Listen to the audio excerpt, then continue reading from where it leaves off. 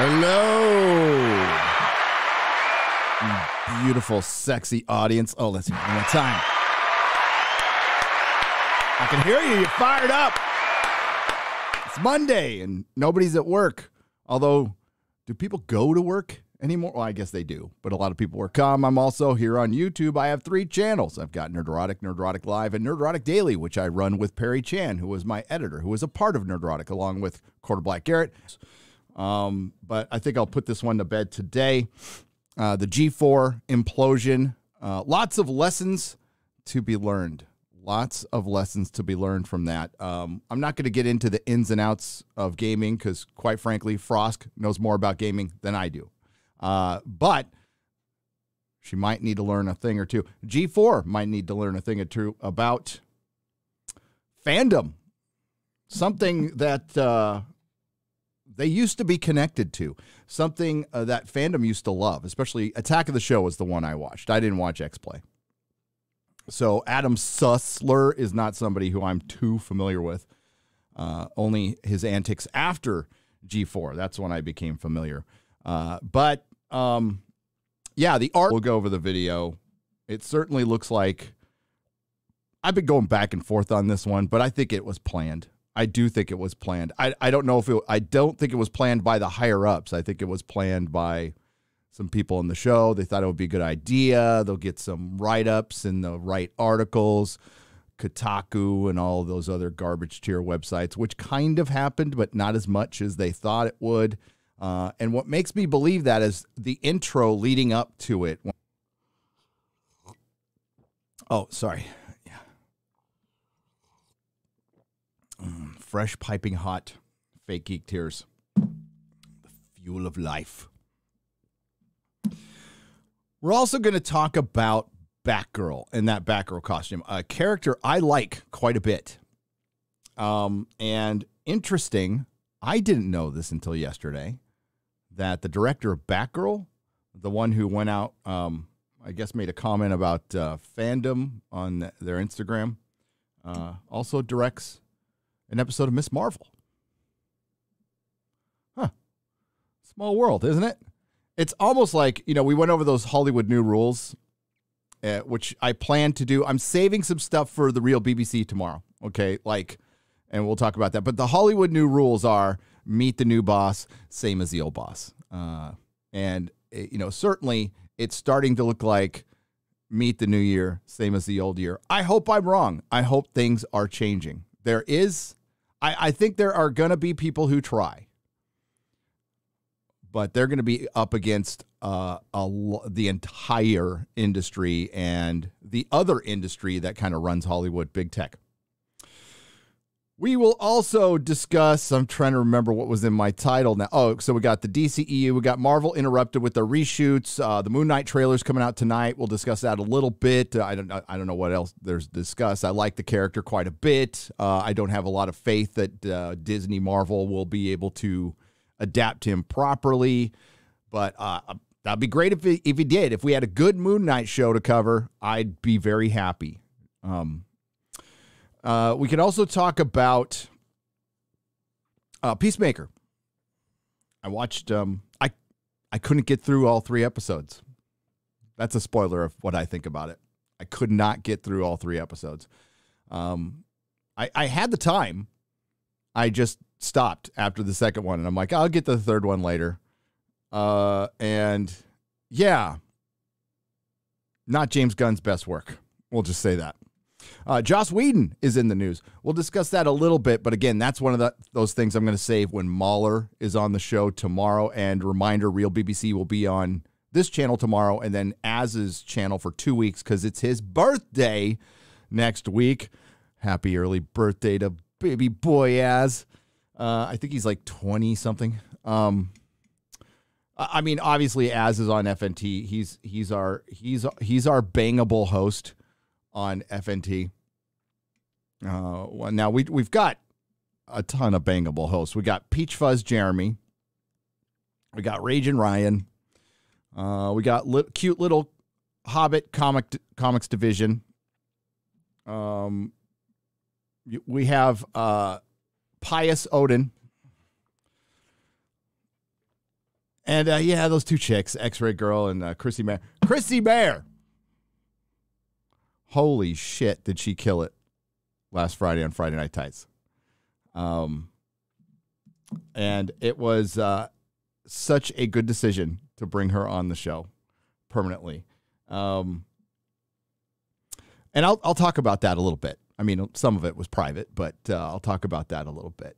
But that was, I'm still getting emails. People loved it. They were laughing their ass off. And I pointed it out to the guys and gals last night that show, the like to dislike ratio, and maybe that's got something to do with the dislikes not being around anymore, but is 99.1%. That means 99.1% people liked it who did press that button, as opposed to the less than 1% that didn't. And that is a record for Friday Night Tights. And it was also a non-Alex Jones record. We have 12,481 people watching peak concurrent. It's doing very well. Thank you very much. That's all thanks to you, because you guys are a huge part of the show. That's why I don't like taking the chat out and leaving it up, because I don't think it's the same show without that chat chiming in. Sometimes you have your own show going on, which is fun, which is good fun. But I guess we'll start out, and we're going to talk about Peacemaker tomorrow as well. We'll get into spoilers. I'll do spoiler free as people are getting in. We'll talk about Peacemaker, and then we'll get into G4, and then Batman and stuff. Also, I had a conversation with a very short one with Quarterblack, and we are in the planning stages of planning. The Nerdrotic Nooner will be back in a big way, regularly scheduled at a certain time. It'll probably, I have no idea what the starting date is because I'm still packing. But it's looking like mid to late February. We'll start this schedule. We'll let you know what it is. We'll make a big announcement. And we're going to do, there's still going to be like a solo stream for sure. And then I'm going to have a co-host for one. We're going to do them multiple times a week, 2 to 3 times. We haven't decided yet. We still have the Real BBC and Friday Night Tights, but it's looking like there's going to be live shows Monday through Friday. Also, a quick reminder, the Super Chat and Donation Square Up will be tonight. So I will be back live tonight on Nerdrotic Live around 9:30 p.m. Pacific time to square up some Super Chats and donations. So thank you for your patience on that one. I have a new computer hooked up, but we're not using it for this show. Finally. It's been sitting in a box for like a month, and I finally had time to hook it up. I recorded a little bit yesterday, watched a lot of YouTube. I watched a little Daredevil.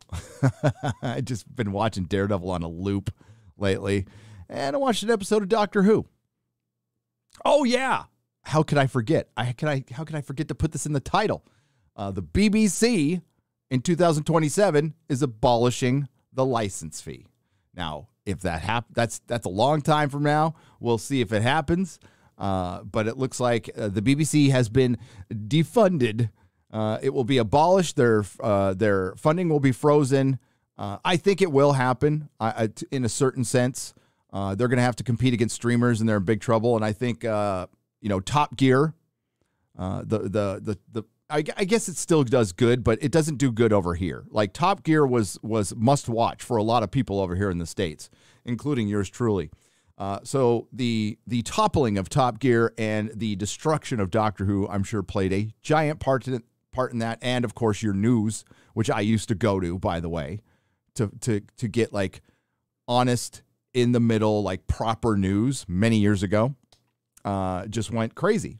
Went crazy with the TDS that ruined a lot of industries. It still is. Still is. Okay, Peacemaker. We'll start with Peacemaker. I liked the Suicide Squad. I still like the Suicide Squad. I thought that movie was fun. It had a lot of heart. I liked the characters. I even liked Starro. Peter Capaldi was great. I thought it was a lot of fun because, again, it had heart. The characters, even Ratcatcher 2 was a huge surprise. Idris Elba, I like Idris Elba. I do. I like Luther. I think he's a good actor. He's great in The Losers. I think he's a good actor. I would have loved to have seen him play the Doctor. I know it's a meme now. It's like, who's going to be this character? Idris Elba, you know. Who's going to play Rosa Parks in the Rosa Parks story? Idris Elba. But I thought it was pretty good. I still maintain one of the best characters in the Suicide Squad they killed with Rick Flag, Joel Kinnaman. But that's neither here nor there. And I didn't mind John Cena. I'm so sorry. By the way, Taiwan's a country. Taiwan is a country. Taiwan is a country. Taiwan is a country. I thought he was okay. I thought he was good. In small doses. But so now we have an entire series of edgelord. God, I wish I could find it because your boy Zach put in his comments section a great, this is the first time I think I can remember that I agreed with your boy Zach on a TV show. Okay. Let's go to, Comics Matter. God, I hate that. Diversity in comics, dude. Put it back. Where's his community section? Here it goes. This is good. This is good. This is why I liked Zach. This is why I tuned into Zach back in 2017, 2016.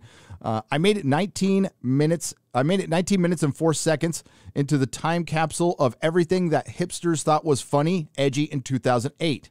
And he says making the black woman a lesbian was a bold decision, truly groundbreaking. I certainly believe, yes, it is hipster edgelord comedy, and usually, I like some of that stuff, okay? Unapologetically. I love The Tick. I love Venture Brothers. I like The Boys comic. I get it, because what was behind especially the Venture Brothers and, I guess The Tick is the top, is there was still love for the thing they were doing a parody of, right? So Ben Edlund loves comic books. Ben Edlund's a great writer. The guys over at Venture Brothers, they still love that stuff. Garth Ennis, not so much. Derek Robertson does, but Garth Ennis hates superheroes. But it still had a tongue-in-cheekness that was good, and it was good for its time. Does it play well now? No. I think the hero has been deconstructed and deconstructed and deconstructed, and now the hero is dust, and we have a lot of people in Hollywood who have no idea what a hero is. They don't know what it means to be a hero. Well, actually, what they think it means to be a hero is to change their avatar to support marginalized people like children who need help. From the much small Harvard study from 2018 that had hilarious results. It studied what two political sides, how they talk. Now, it's a Harvard study. There's a lot of studies. It's interesting it came out of Harvard, but I'm going to go over that and see if that, how much, how true that is. Again, I'm just passing on an anecdotal story told from somebody on Tim Pool, but it wouldn't surprise me at all. So Peacemaker on the scripts. I think there was some humor that was funny. I think fair assessment, 40%. I would say a little less than that, probably like 30% of the time, which isn't good. The rest of the time, it's absolute cringe. I can't stand his crew at all. Yes, they introduced the black lesbian. She's there. I don't think she's particularly any worse than any other crew member. I don't think she's particularly spectacular because even James at times, and there is a chuckle one or two times, and it just wasn't funny. And usually that stuff is right up my alley, and I don't mind. I don't know. Just a thought. Just a thought. I could be wrong. So, of course, he survived. I would say it does try to do a little bit of Ash versus Evil Dead. It does definitely call back to The Boys, but The Boys isn't even that great. Honestly, I didn't like season 2. So I've seen people calling this, I'm not kidding, an absolute triumph ever done in television. I wholeheartedly disagree. As somebody who likes the Snyder Cut and the Suicide Squad, and as far as the DCE, hate it. I don't think it's good. I don't think it's good cinema, but I own all the Blu-rays, and because I'm a superhero fan, that I like those little moments. You know, seeing Deadshot on screen, even though it's Will Smith, seeing Batman in a pretty decent costume. It's fuck. And I know the Joss Whedon's in the new, freaking idiots. The one thing I will defend Jeff Johns on, I don't know Jeff Johns. I know a lot of Snyder Cut fans don't like Jeff Johns. I don't know everything he said. I don't know everything he did, so I can't speak to a lot of it. But I do know that Jeff Johns knows every single DC character better than anybody at Warner Brothers and any freaking actor who works there. That's the one thing I do know. I don't think there's many people on this planet who know more about DC than Jeff Johns. Apparently, he has his best at comics. I never thought he was much in Hollywood. So I guess he's going back to comics, and that's probably good for him. Hollywood's probably not for him. Hey, Hollywood wasn't for me. Hollywood wasn't for me. And I wasn't on the executive level. I was like in the McDonald's level of Hollywood. Get better. It's only 3 episodes. They dropped 3 episodes at once. Then they're going to do weekly, which I think about it. I didn't notice it. It trended on Twitter, but it was sponsored. So I don't know, how many people were actually just superhero fans, but like normies weren't getting into it at all.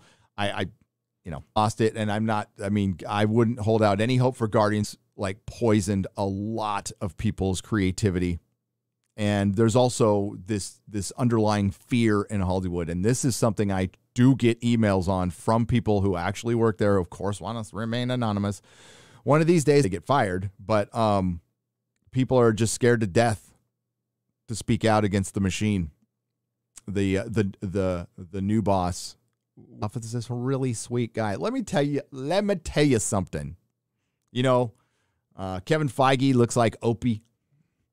They look like, gosh golly, friendly people. Nobody rises that high in Hollywood being a good dude. The system isn't set up like that. It just ain't set up like that. There are some good people there. The Peacemaker it's kind of a science fiction story. It moves along like a typical streaming show. Mystery, like way too long. So they're at until the 3rd episode.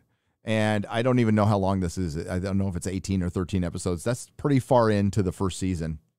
A little too far in. Of course, there's a bad dad. Robert Patrick plays is once again in something from Hollywood with super. It will be probably discussed in Moon Knight. It'll definitely be right now. And, it's low-hanging fruit. It's there. It really supports their narrative, though, that this is a white supremacist country when they only really exist in prison. But that's at least where super genius who can, make all the helmets and everything. And he's terrible. He's terrible. And we're supposed to feel sorry for Chris, John Cena, his character Peacemaker, in toxic masculinity, because the other characters in there are constantly bringing stuff like that up, anecdotally. Yeah. It's the kind of show written for people who hang out in coffee shops in Austin, San Francisco, and Silver Lake. And the kind of people who thought the Silver Sun Pickups were going to be the next Beatles.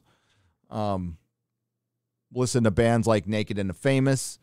I'm trapped in 2010. That was the last time I was like really hanging out with anybody who was hipsters when I was in Burbank working there. If you don't know, Silver Lake is hipster town in LA. I don't know what's hipster town in New York. Is it Brooklyn now? Did that get gentrified? It's hipster town. Hipster town here in San Diego is Hillcrest and Noe Valley in San Francisco. That's where the whole damn city is hipsters. Let's be real. I know I've been accused of it too, just because I like avocado. Avocado's the food of the gods. It makes guacamole, okay? Get off my back, man. Or the pineapple pizza thing, which is a war raging on Twitter right now, which I will re-engage when I get done with this live stream. Jeremy has publicly pussed out of the Friday Night Tights because he can't handle a man with grown-ass man taste buds. My taste buds have evolved past the kiddie menu. Little pineapple, jalapenos, buffalo sauce, all over that motherfucker. Oh, it's good. All right. Now, yeah, Peacemaker sucks. I didn't like it. But if you liked it, that's fine. It's okay if you liked it. We can still be friends. You could disagree with me. It's okay. I won't be heartbroken or butthurt or anything like that. Yeah. I wasn't impressed by the trailer, but I was holding out hope. I'm like, all right, I'll try to have a little faith in James Gunn. James Gunn. Yeah, I think the James Gunn of 2014 would have, even though I like the Suicide Squad, I think it would have been a better film back then. As I think everything would be better back then. And we're just in the waning years of Hollywood making scripted entertainment. And maybe it shifts. Maybe South Korea becomes the place. Maybe independent places start popping up and that starts doing it, but Hollywood, has all the power, has all the money, has all the infrastructure right now, but we're in the declining years. It has peaked. And Spider-Man No Way Home is definitely an anomaly. It was a good anomaly. I liked it. Still a gimmick. It's still a gimmick. What Hollywood needs is another Star Wars, which you can't have, and an original story that captures the imagination of an entire country, the entire world. Instead, they needed to go back to characters from 20 years ago because they're clearly more popular than anything Marvel has pumped out this year. The popularity of Shang-Chi, the Eternals, I'll even throw in WandaVision, Falcon and Winter Soldier, everything they put out this year, including the Black Widow, which has everything to do with her being dead, does not measure up to the popularity of Andrew Garfield's Spider-Man right now. And his movies sucked, especially the second one. But everybody loves Andrew now.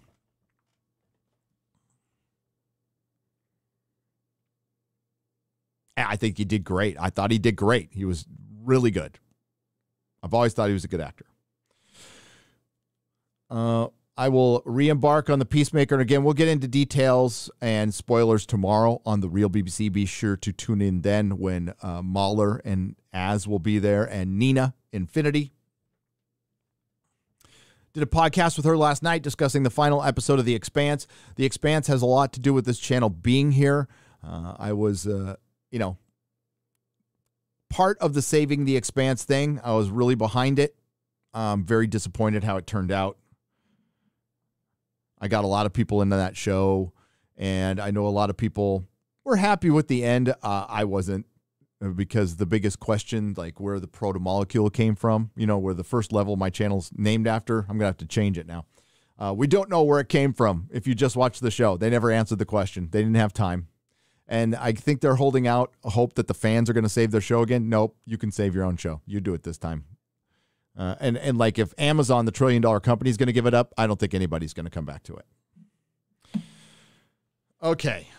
I'm going to read some super chats and we're going to get into G4. G4. And a reminder, Super Chat Square Up will be on Nerdrotic Live, 9:30 p.m. Pacific time. And I just, I thought of this morning. Like I'm changing time zones. I've lived in the Pacific time zone my entire life, all 52 years. This is going to take, it's going to be weird. So the nooner is going to actually be, well, it'll actually be noon Central Time now. It'll be 10 a.m. Pacific Time. That's what we're planning for. 37P for $5 says, I sympathize with all of you. Sick of how this industry was ruined. Check out 37p.org for something different being done with comics. I have not checked that out, but if you want to check it out, it's 37p.org. Thank you for the $5. And that was on the donation side. Manowar 665, the neighbor of the beast, says, won't hold my breath for Moon Knight. Don't really enjoy face planting the floor. I don't either. So you know what I did, Manowar 665? I just read the comic books, and God, they're good. I was so happy. I bagged and bored them, if you remembered, a couple of weeks ago. Yeah. Moon Knight's a great character that Marvel has never figured out. They'll bring him back once in a while. Coolest damn costume. But a little bit of a difficult background with the multiple personality thing, you know. I don't know if you'd want to refine that. And I think Oscar Isaacs is a good choice. I think it's very well cast on that one. I think the guy's a good actor. But it's going to be PG thing. Like this one needs to be, Moon Knight needs to be for adults. And yes, more adults are into superheroes than kids. Yeah, people just need to face that. The comic book industry at least understood that for a little while. Despite all of their efforts, the vast majority of comic book readers and graphic novel readers are men. What women read are the YA stuff, which they have conflated in. And younger girls read the kiddie book stuff that Scholastic has mixed in. There is a pretty large contingent of female manga readers, for sure. I can certainly attest to that. When it was Borders Books used to be near my comic store, and the manga section would just be tore up, and it was a bunch of Asian girls sitting around reading manga all day from San Francisco State. And then they wouldn't put the books back. It was always a mess. They were always complaining about it. This is from a couple of days ago, but it came in like last minute. So I'm going to read it now. David McDaniel, for $100 on the donation side, said, you've got a beautiful light. You got a beautiful light. That came in last minute, I believe, on Friday Night Tights. Was it Friday Night Tights? I think so. Friday Night Tights was crazy. It was crazy. We got past 10,000 likes. It's up to like 15 or 16,000 now. Then we're going to go over to the super chat side, and we got Olivia Munn for Friday Night Tights is Captain Robert April for $2. Hell yeah. Here's the problem. There's a little bit of problem with Olivia Munn. She is part of the Hollywood machine. I don't know if you guys have seen or heard from her lately. I mean, the last time I really checked in on her when she was Psylocke, and she looked great as Psylocke. She looked like Psylocke. I was like, damn, they got that costume right. Boy, it was a bad movie though. Yeah, it kind of looks like she's, gone to Bohemian Grove and made the sacrifice to Moloch and just became part of the machine in Hollywood. I say that in jest slightly. And yeah, but I bring her. See, what made her cool, whether it was genuine or not, and I've heard that it's not, she was fun. She had a good sense of humor, and that's what made her extra hot. You could roll out any 10. You throw a rock up in the air, it's going to land, hopefully not hard, on a 10 in Hollywood. There is plenty of 10s in Hollywood, but what she had was, at least it looked like she had personality and a really good self-deprecating and a really, really secure sense of humor. Like, I know I'm being totally sexualized right now, what the fuck ever. Which is, that's when we will be healthy as a society, when we can all get there. When we can all get there and just like pull the collective stick out of our asses and realize, you can kind of joke about anything else. And, everybody's got their line, but really just relax. Just fucking relax. Especially when it comes to canceling people all the time. But sure, she would never come on, but I would have her on. John Bartolo. That makes your first mistake. You should have done my podcast. I'm still going to do your podcast. I'm not gone yet. John, by the way, hail John Bartolo, and thank you for letting us use your studio in Vegas. Let me know what you're doing in February. I'll come over to Vegas early February if you got availability. I know, I don't know how you're booked, but I'll have X-Ray Girl sort of my schedule, which is pretty open until then. But I can drive over to Vegas in a day. I'd love to do your podcast. And go check out the John Bartolo podcast.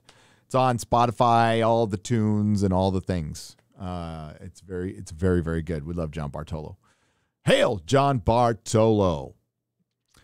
If Gigante Man bad gets bad back in office in 2024, how much worse would the TDS be? Would it be worse than if he won in 2020? I don't know how much worse it can get. Maybe I'm just lacking imagination. Oh, it can always get worse. Famous last words is how much worse could it get? It can always get worse. But what we need to do as the general audience, the ones who practice common sense, the majority of us who just want to go to work, come home, enjoy a movie, get actual news. This whole opinionated news things, it's more than run its course. It's a 20th century model that's dying this slow death that just needs to die at this point. We need to reassert our power. I think we became, in a lot of ways, imprisoned by our conveniences. And I say our. I include myself. I'm not above or outside of this. I did the same thing. Look at California. They vote in the same motherfuckers all the time. Nancy Pelosi, still in office. Like Barbara Boxer was a freaking senator forever. Dianne Feinstein, senator forever. The mayors are the same effing mayors. San Diego just voted in a complete, like this, we have a simpleton for a mayor. It's a complete dumb shit. Don't know how the guy got in the office, but he did.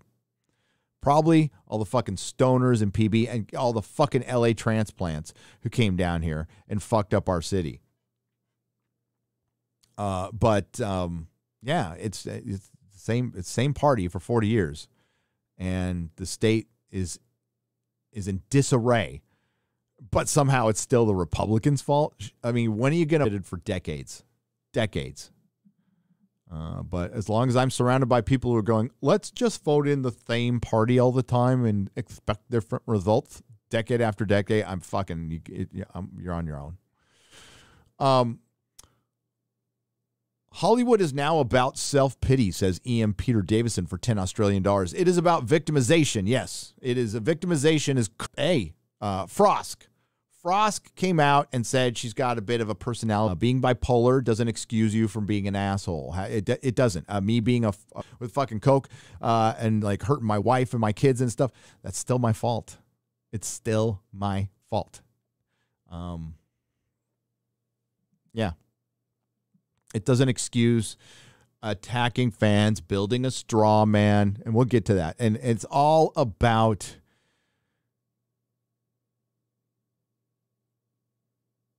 DC all the way for $2 says Jeff Johns destroyed the DCEU. He only wants his stories. Yeah, I think his flaw was like he wasn't really, because he has so much encyclopedic knowledge and he went to Hollywood. It was probably like, I'm only going to accept. I don't know how much he was willing to share ideas. That's something that can be a big problem. Like, it's great to have an encyclopedic knowledge of DC, but there's also, you need to work with people. That's true. When it comes, it's Warner Brothers' fault. I mean, if you want to blame somebody, it's Warner Brothers. Warner Brothers is fucking dumb. They're just dumb. Look at them now. From the town that brought you not putting Han, Luke, and Leia in a scene together comes the new DCEU without Batman and Superman. Wow, that's going to suck. And you want to know why? Because of the world, they actually believe that Batman and Superman failed and Justice League failed because of the white leads. You heard me right. They think people are sick of white male leads.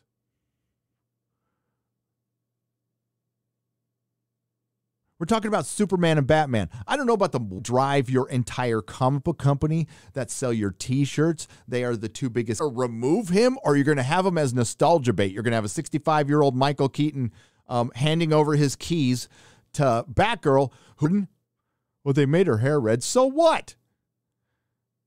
Doesn't look anything like the character.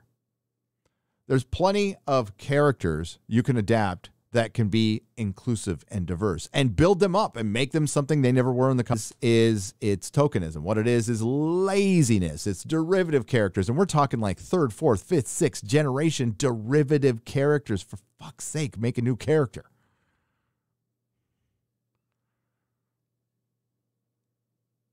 How many classic characters have been made in the last 2 decades? Sure, there's been some X-Men, but we're talking about top tier characters.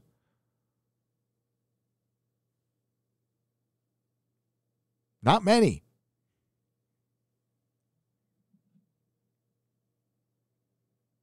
How is it that Superman, Batman, Spider-Man, the Hulk have lasted this long and have been this popular and nobody could think of a better character? Like nobody, huh?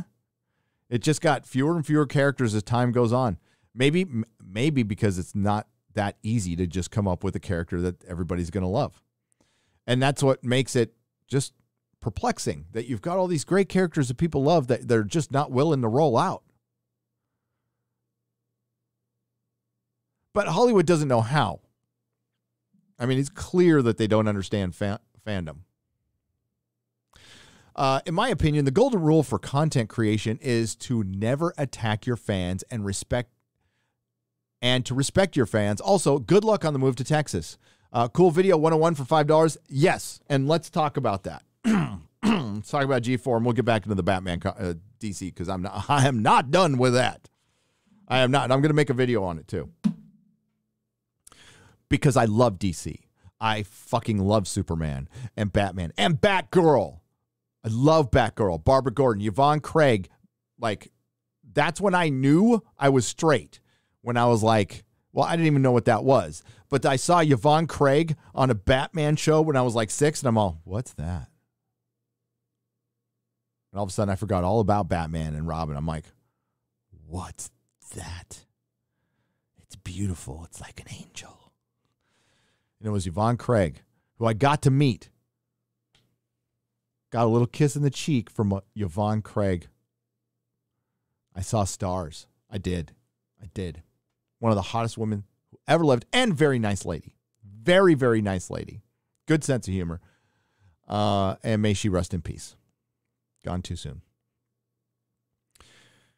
Okay, so G4. Everybody knows what they did. They went out and either planned or didn't plan, I don't know, spurred on their audience.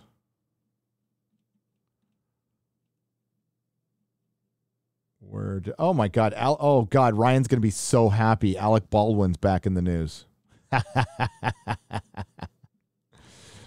I know this story's getting old, so we will, yeah, this is probably the last day, unless we talk about it tomorrow a little bit. Okay, so as you know, like Chrissy Mayer again, I think that's kind of internet history. I mean, I think it's right up there with the Filoniing for Friday Night Tights. What she did, she didn't break character like the whole fucking show. And it was fucking great. Almost the whole show. That's a long time, by the way. And her impression was beautiful, beautiful. So G4 comes out and strawmans their fans. Yes, they called everybody sexist, and here's the art of fan blaming. Here's what happens. Content creator, director, artist, writer, not feeling too good about what they're covering, writing, something's going on. Instead of taking that advice from Michael Jackson, not that advice, the other advice, looking at that man or woman or they, them in the mirror and going, maybe it's me. Somebody decides to take a couple of comments. I'm sure they're there, although It's a Gundam did the best video on this, by the way. And he said he did his due diligence and he couldn't find anything. But let's just say, for the sake of argument, that a couple of comments were in there going, you're not as bangable as Olivia Munn, or Olivia Munn is hotter than you. For one, welcome to the fucking internet. You're also ignoring the 20,000 Slay Queen things you got in the chat. And you're also using those two to conflate it with legitimate criticism, because nobody wants to accept legitimate criticism anymore. It's always a hater or this or that. So they conflate, they build a straw man. And what happens is unintended consequences. These unintended consequences are insulting large portions of your fandom. Now, some of this criticism might have come from tweets they put up a year prior saying they don't want Trump supporters of our former president, as fans. Potentially 73 million Americans. That's just the ones who voted. There's a lot of people who supported him who just never got around to voting, that's the way it is. So I'm guessing it's more than that. We'll say almost half the country. Telling almost half the country you don't want them as fans. Out the gate. And then Adam Sussler essentially saying the same thing over and over again, saying that Republicans drink piss. And then they're wondering why their G4 channel, that millions were put into this. Millions. 67,000 square foot studio. That's fucking massive. It's huge. Used to be TMZ studio. Used to be Inside Edition studio. They're building an esports stadium. This is all supposed to be around some esports. I don't know shit about esports. I know, I think people like Robert Barnes like them. Hail Robert Barnes, by the way. I think it's great. I think it's great to have a stadium. I think it's great to make money. I love capitalism. You go do it. Best way to start your business, though, is try to get as many customers as possible and not alienate any of them. I mean, incidentally, it's gonna happen. Can't avoid it. But always be willing to, talk to a customer, talk it through. I had to, like if I had opened a comic shop when I got out of prison, I'd have been the worst I'd have been terrible, because anybody who I felt disrespected me, I would have probably wanted to fight. So it was a good thing I waited decades to open a comic store, and I learned how to practice restraint, and I had people saying all kinds of crazy shit, and I had to talk them down. I had to talk them down for the other customers, for my employees, for my kids and being in there. I had to just be the adult when I wanted to just, but you know what? That's part of being an adult, and it worked. And once I saw that success, I'm like, oh, wow, I'm going to do that all the time. I'm just going to charm the shit out of them. It's the best way to do it. You don't do it. You don't insult them. You don't talk down to them. Just be nice. Just be nice, be understanding and nice. And it works fucking 99% of the time. What she did was she was talking about Red Dead Redemption. And prior to her little spurg, she talked about Red Dead Online wanting to get a bunch of publicity to possibly save it.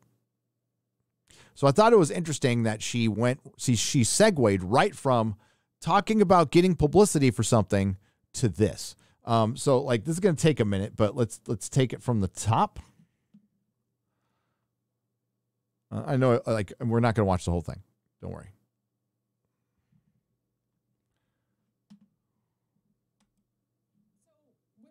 Shit. Hang on. I need to put this coming through the speakers. So when this originally happened, and my gaming grievance was actually going to be about Red Dead Online. So the subreddit for Red Dead Online, I'm a huge Red Dead Online player. I love Red Dead Redemption 2. I think it's probably my favorite game of all time. And right now, the Red Dead Online community are trying to get this hashtag going called Save Red Dead Online. And they've got it covered by Kotaku, Polygon, Game Rants, like Forbes, I think, also did a coverage of it. And they think that this will get Rockstar's attention, and Rockstar will come back to them and give them exactly what they want. And we can actually scroll this down. Okay, so you talked about Forbes, Polygon, Kotaku getting attention for a movement for Red Dead Online. I'll tell you when to stop scrolling. Good. Stop right there. But I'm here to tell you, and you're going to have to cut this B-roll in a second, because it's done. And what I do think that there is a larger discussion about Red Dead Online, and that we need to have eventually, about game design versus immersive experience, and comparing the Red Dead Online multiplayer experience versus the solo player one. But I actually want to talk about something so much more important than Red Dead Online. So that's a pretty rough transition. Not that I'm very good at them, you know, because we'll be talking about like getting cornholed, and then I'll talk to you about Nerdrotic Blend coffee from Geek Grind, which we'll talk about in just a second. Sexism in gaming. In joining G4... Yeah! Woo! I love sexism in gaming. This is not where I thought we were going, but I'm here. Oh my God, yeah. God, this fucking ad keeps putting up. Look at his face. Hang on.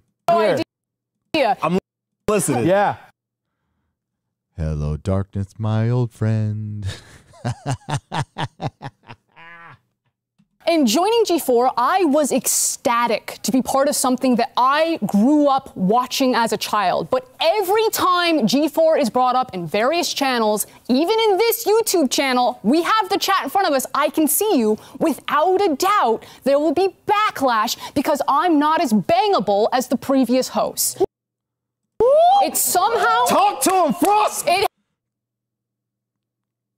Talk to him, Frost! And Jeremy brought this up. Everybody brought this up. That guy masturbated about somebody 2 hours before this show started. And so did the other guy.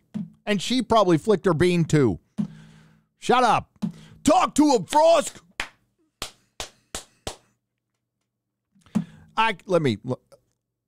If I ever brought up G4 while I was talking on a live stream, or if anybody else did, what's the first thing you think of? Is it Kevin Herrera? No. It's bubbly, bouncy, usually jumping into a pie, Olivia Munn.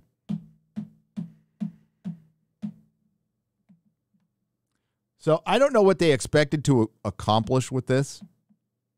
And this shit happens every time. We just went through this with fucking Kevin Smith. And like I said, this shit happens like 6 months, 7 months, 8 months. It's always fucking something. Kevin Smith comes out, and then you know what? We get the usual, don't bring attention to it because it just helps them. And I'm like, not when they fuck up this much. Not when you go directly against the internet. Because the internet, usually collectively, when they smell blood in the water, this is the one thing that will unite them. They will just come pouncing on you. And like, yeah. Oh, I'm sure she's getting the comments now. And you don't help your cause by pissing and moaning and whining. We always hear about strong women. Strong women. Strong women. You know what strength is? Restraint. Doing this. Whatever. Who gives a fuck? It's the fucking internet. And there's tons of women who ignore that shit all the time. And yes, women get like fucking dick pics and all that shit. They get them. They do. I wouldn't recommend ever sending one of those things because it will end up online and you will be embarrassed and you'll be like, hey, it was cold. I just got out of the bath. Yeah, whatever, dude. Whatever, dude. Like I said, you don't get to write your own legacy. Life will do it for you. Don't send dick pics. Don't do it.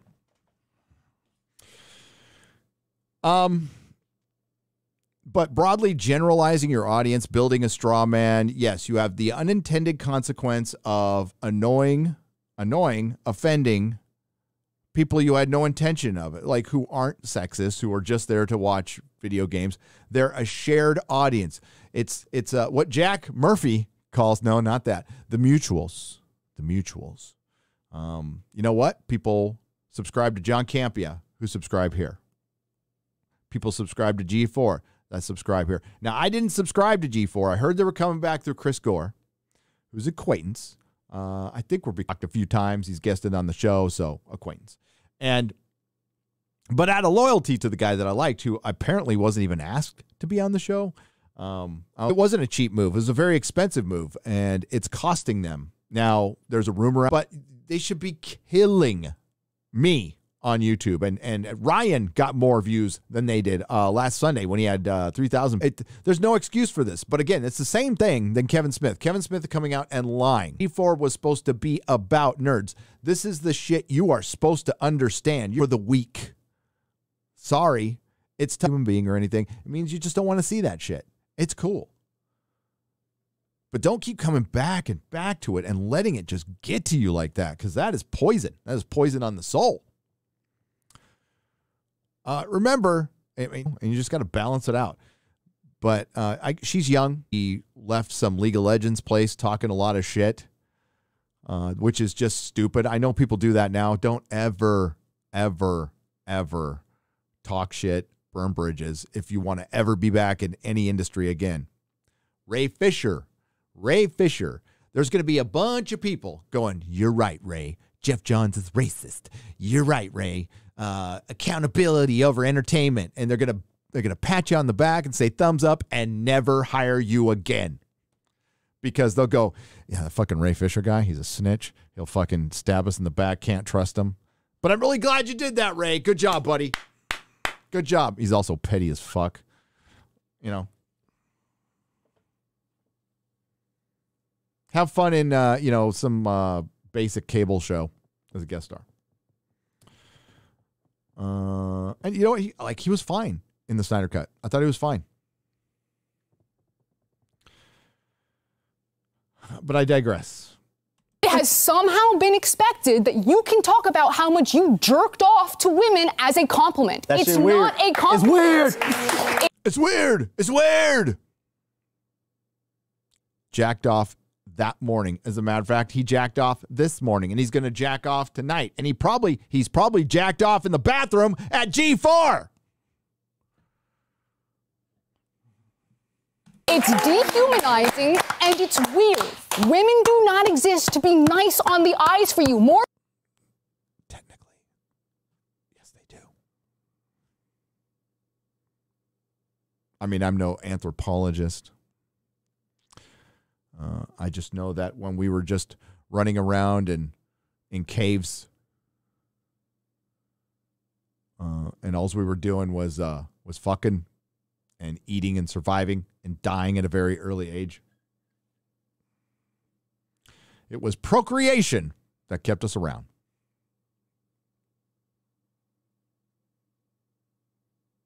And what leads to procreation? I'm sorry, it's the internet. I need to state the obvious. Attraction. Morgan Webb, Olivia Munn did not exist. I know, it's very radical.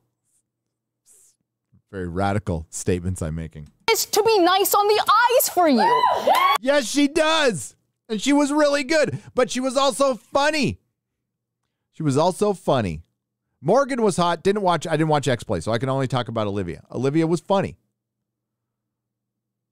She chowed down. She raw dogged a hot dog. Everybody showed that. I remember watching. I was watching. Everybody was talking about it in the comic shop. Everybody was talking about Olivia Munn. I got to follow Olivia Munn across Harbor Boulevard walking towards the gas lamp with the director of Fanboys, and we were talking, and then we just stopped talking because we understood the moment. It's like moments like this just never come up. So I had my sunglasses on so I could, play it cool. I was looking at her ass.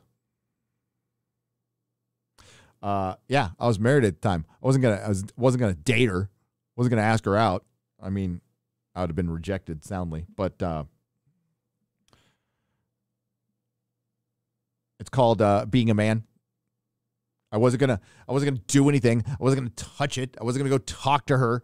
I wasn't gonna grab it. It was just like right there.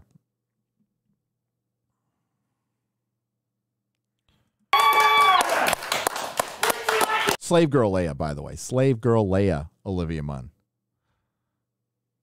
I'm not gonna apologize for being a dude. Hey, she cooking, y'all. She cooking, y'all. You sound like such a dipshit, dude. Whoever you are. I guess the guy on the left is some respected YouTuber. I don't know him. The completionist? I don't know him. I don't know this guy.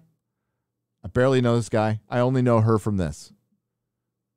And that's just obvious sexism. You don't need to explicitly objectify women or declare that you hate women to be sexist. Just go ahead and check out Thorne's latest meltdown on No. Twitter for some spark notes. Now, here are See, that's scripted. That is reading off a teleprompter. That is reading off a teleprompter right there. If you want to know what nobody says that naturally, okay? Nobody says this naturally. Be sexist. Just go ahead and check out Thorne's latest meltdown on Twitter for some spark notes. Now, here at XPlay, our reviews are written and produced by a team of people. There are too many games. So somebody wrote this. Somebody wrote this that's coming up. For one person to shoulder the burden. So we divide and conquer. And when we use language like we or I, that's the reviewer. That's coming from the mouth and experience of the reviewer reading that review. And that's not to say that Gerard, TBH, Adam, or myself. He just you fucking outed me. So what she was saying is when she's reading it, she is very experienced at reading it. And she only reads part of the review, and the part of the review that she read of the game that she didn't play that was written by a team, a fucking team. She's saying the criticism she gets is more than the other two guys who she later says still get criticism because she's a woman. That is, lens crafters. My glasses are ready, and I'll call them later. That is being a giant pussy. Sorry, girls can be pussies too. Yeah, you're just being weak. That's it. Who cares what people say? I've been compared to a serial killer for my movie criticism. I don't give a shit. I don't care. It's stupid. It's a true story. True story. Oh, my God. But yes, team of writers, divide and conquer. Don't contribute to the reviews. We absolutely do. But it'll always be in varying degrees and take a whole team behind us. That's why we're XPlay and not Adam Play. We have done the experiment and controlled for the variables. Adam will read a script written by the same writer that I will read the other half of the script for, but I'll be the one flamed. And yeah, it also happens to Gerard and TBH. I think she's going off script a little bit here. But that doesn't discount the sexism of how it happens to me when it does.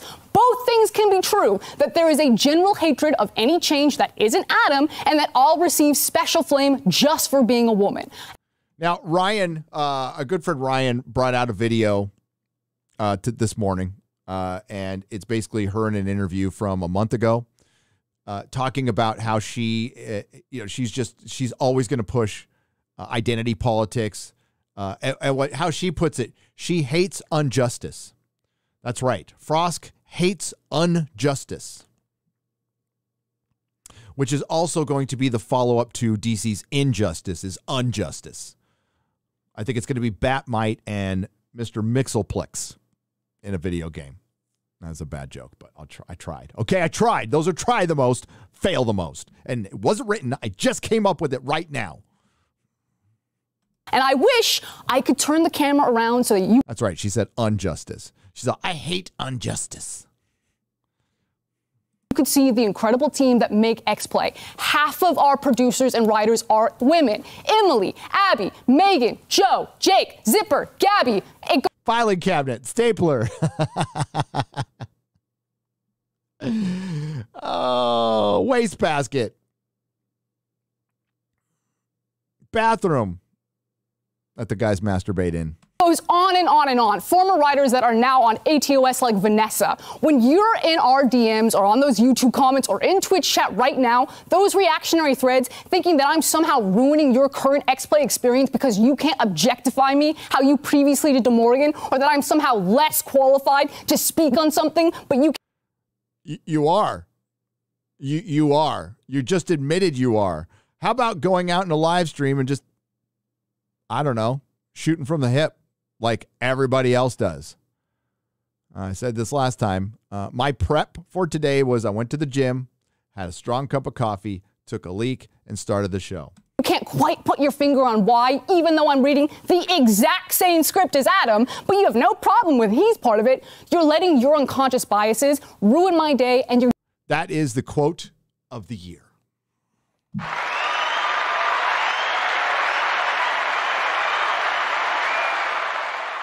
You are letting your unconscious biases ruin my day. What? Wait, let's get the end. Gatekeeping the gaming space. So maybe for 2022, we'd be a bit nicer. After you call everybody sexist? You want to be a little bit nicer now? You don't sound nice, lady. You sound like the unnice lady. A bit more self-reflective, and Oh my God, that's projection. we enjoy the fact that people are working hard to make free content for you. Oh, people are working hard to make free content. Freedom. I love freedom. Freedom. Wet freedom wing. It's rabbit season. If you don't like it, don't watch it. Ah! Peace. Yeah! We just ruined our station. Woo! Yeah! You go, Frost! Stupid. Bird. Bent. Biatch. Young and dumb. Young and dumb as fuck. Almost as dumb as Warner Brothers.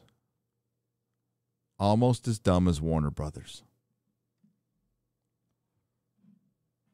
Fight.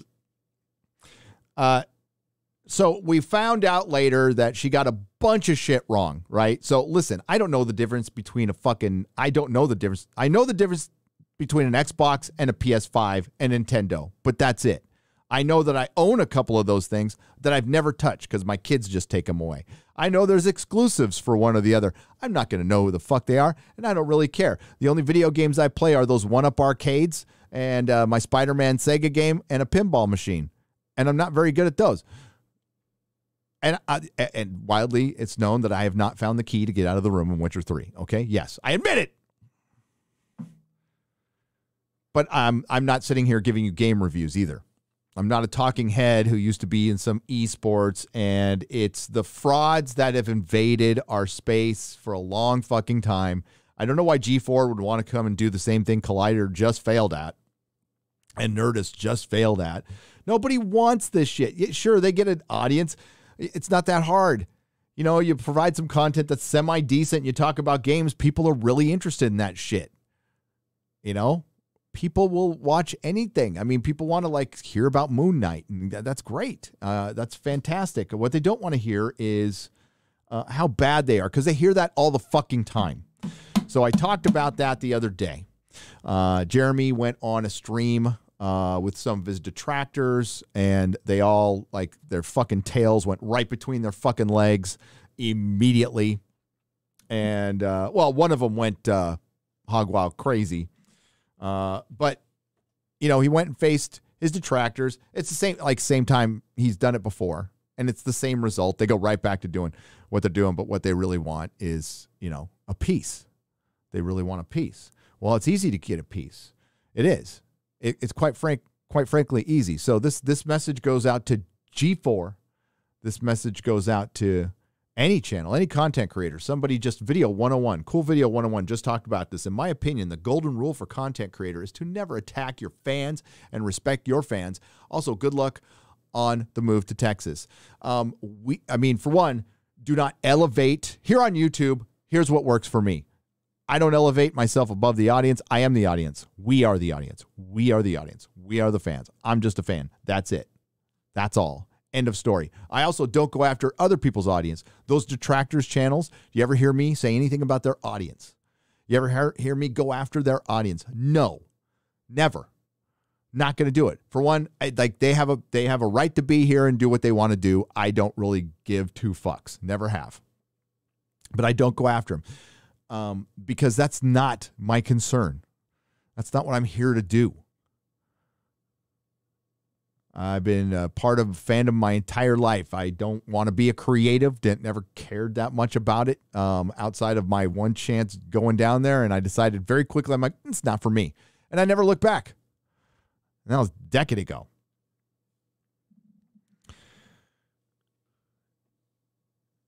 Respect your audience. Don't attack your audience. Don't attack another channel's audience.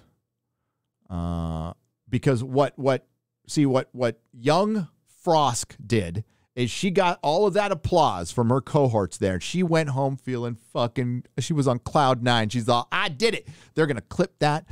Articles are going to be written. I am going to bring back Gamergate 2.0. And you know Anita Sarkeesian was flicking her bean to this video. And so were many others. And then nothing happened except we talked about it. And the internet just piled on, and now she's going, oh shit. As Jeremy put it, ruined a channel in 4 minutes and 45 seconds. They're bleeding subscribers, and it's her fault, and whoever told her to do that. And it's not going to come back from this, and it wasn't doing that great. And the same goes for anyone else. So those detractors, what they can learn from it is when you constantly call members of the audience here stupid, ignorant, racist, you might be calling somebody in your channel's audience the same thing. I know it's rocket science. It's like literally rocket science. And then you wonder why your shit doesn't grow.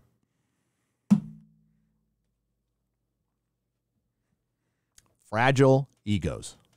It's all about fragile little egos. People can't let shit go. They fuck with their own success so much. I've done it. I've done it. I know because I've done it. Let shit get to me, get under my skin, fucked up a good thing.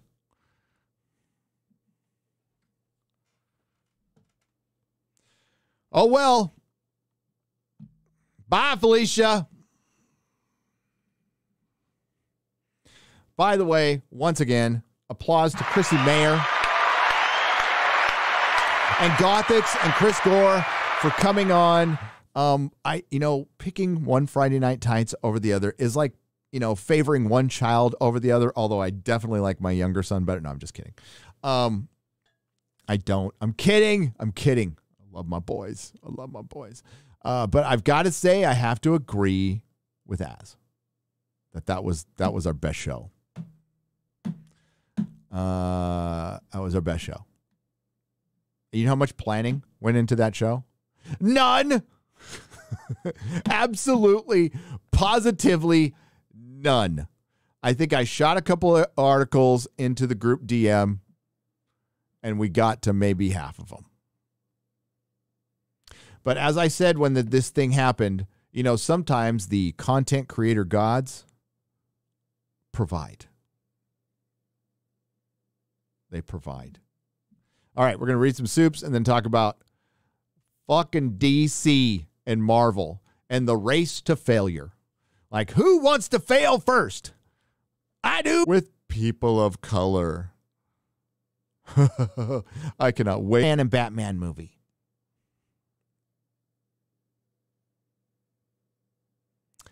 Isn't Darth Vader on that Enterprise ship?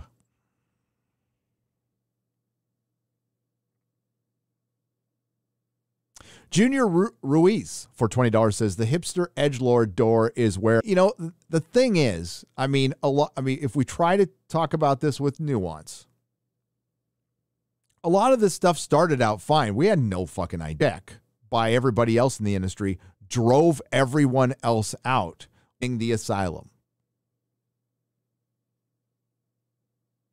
Everybody loves Venture Brothers. Who could hate Venture Brothers? I don't think I've ever heard somebody say they hate Venture Brothers. I've heard them say they're not into it, which is fine. But yeah, Peacemaker is edgelord trash. It's the kind, like I said, it's edgelord comedy for people from 2012 who hang out in comic shops and vote for Beto O'Rourke. I don't know, fucking in Austin. Buford T. Justice for $50. Hail. Kathleen Kennedy is getting a lifetime. Of course she's getting a Lifetime Achievement Award. She has gotten some very famous men coffee. You should get who else has gotten Steven Spielberg and George Lucas coffee? Kathleen Kennedy. According to certain channels, this is a sign that she is out the door. Hope has turned into delusion. Boba Fett character was killed on the altar of woke, and John and Dave fired the gun. Let's Buford T. Justice. Listen, thank you.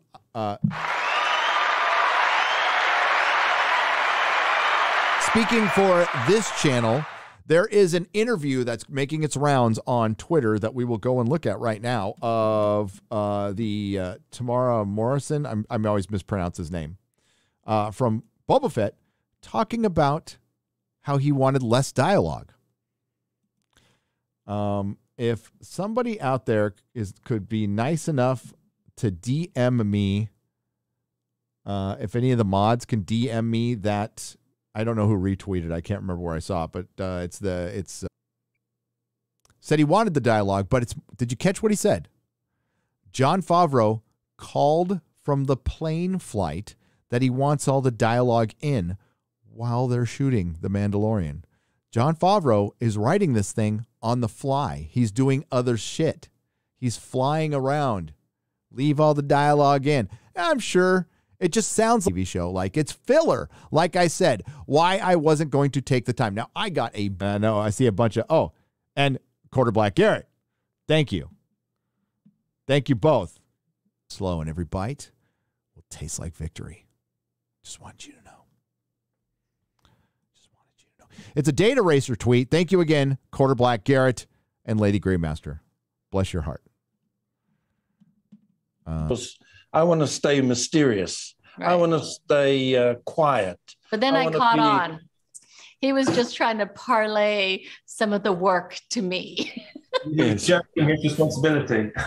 So, yeah, but and even when, because, obviously John's one of the key writers. So, and so sometimes I'd always say, I think this is too much. I think this is too much.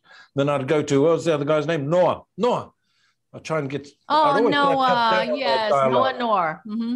I remember, of course, John actually went away to Atlanta. So I rang Noah that night and I said, Noah, the scene tomorrow, I'm talking too much. This Boba doesn't talk this much. Look, I've got all these paragraphs here. I think we should get rid of it. And John's gone to Atlanta, so don't tell him.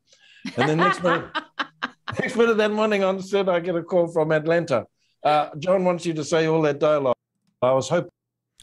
John wants you to say all that dialogue. So I will preface this by stating, listen, it did look like Jon Favreau was the guy. It did. To give you something palatable, something digestible from Disney Star Wars, it isn't good. It's meh. It's okay. It's going right to the Disney trilogy. It's going to reinforce everything Disney has produced. They do not understand Star Wars. Jon Favreau seems like a nice guy. Really wish he would have fucking stood up for Gina Carano, and I lost a lot of respect for him because he didn't. He's got plenty of money. People were talking about, Joss Whedon's pretty much done. He's got plenty of money. He's going to be fine. He still gets his residuals. Joss Whedon ain't starving. He just won't get the attention and won't have a great legacy. And Jon Favreau has enough fucking chutzpah, has enough juice to walk away from this shit. And he could have kept Gina Carano there, because I think if he threatened to walk, they would have kept her. Because just Dave Filoni is going to be live action Filoniverse, which, you know, is popular, but it doesn't have that uber mass appeal that Star Wars needs to exist. Star Trek can be niche. Star Wars is not niche. Star Wars is fandom for normies. It is fandom for normies. You know, we like, you know, some of us like to get in the weeds on stuff. We like a little more hardcore stuff. But Star Wars, everybody loves Star Wars because it's very nice. It's very palatable. At least it was. Not anymore. Like I said in my video, unless you, well, oh no, this got cut out. Perry cut this out. If you want to have 260 million subscribers by 2024, aside from the stuff I just talked about in my last video, but this didn't make the edit. It's okay that he cut it out. You also need to resurrect Carrie Fisher, Gary Kurtz, bring back Marsha Lucas, get her back together with George so she can have some power over him, bring George back, have de-aging technology, no, not for film, for real life, and de-age them all, and then bring back Harrison Ford, the resurrected Carrie Fisher, and Mark Hamill before he suffered from TDS. Maybe you bring some of those people back and you still wouldn't hit 260 million.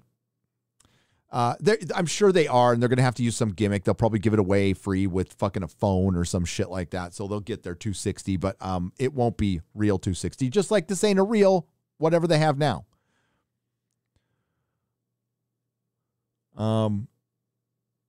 Listen, I'm not making up the news that it's stagnant. The stock is stagnant. Disney is stagnant because they went too fucking woke and intersectional.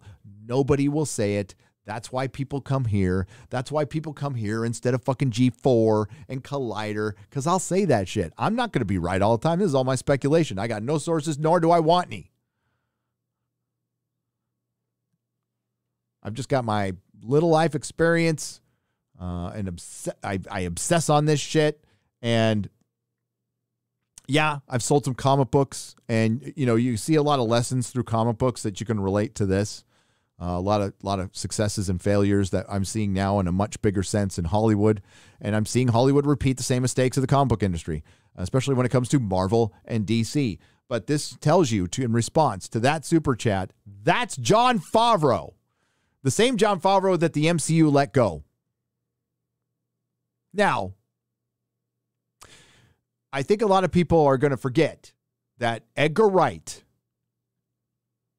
Joss Whedon, Jon Favreau, and Robert Downey Jr. were instrumental in building the Marvel Cinematic Universe. They were together. A lot of those ideas that are in different movies are Joss Whedon ideas.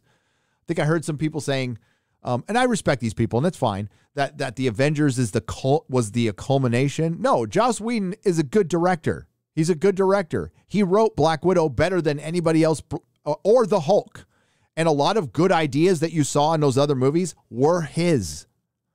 He's an asshole. He's a fuckface. And he's, you know, whatever. But they were. And they were also Jon Favreau's. Edgar Wright put in a ton of feedback before they let him go. I would have loved to have seen the email. And it was Mark with the C. Somebody showed me his talk about Boba Fett. And in his video, he talked about it in the email was the reason I'm not covering Star Wars, because I know there's a lot of lessons to be learned from Boba Fett, especially we've got, you know, why the story feels so off.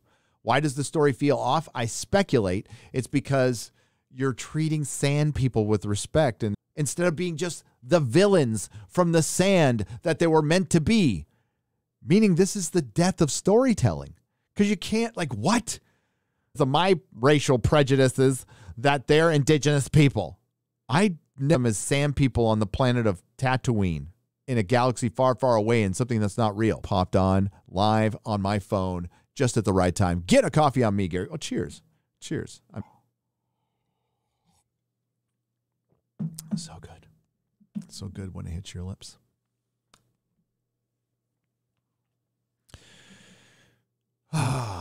So the video asked me to review it.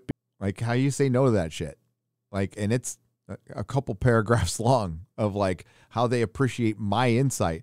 And I just make the videos, right? And I don't know how they, but yeah, it was like really nice. In a very nice way, they feel like I abandoned a sphere of fandom. All right. Which can't pretend I care. So, I mean, if I give a review, it's going to be, he's kind of fat. How is he still fat after being in the Sarlacc pit when he wasn't fat before? How did he gain weight in the Sarlacc pit? How for his age? But like, how come he couldn't get a little thinner for the role? I mean, I know he does look good right there, though, in that interview. Looks fantastic. And I always get her name wrong. Gorgeous. 57 years old. But I just don't think Star Wars is going to change. No. I know Star Wars isn't going to change. Work. I mean, Kennedy doesn't have any creative input. She just like gets all the shit together as a boss does.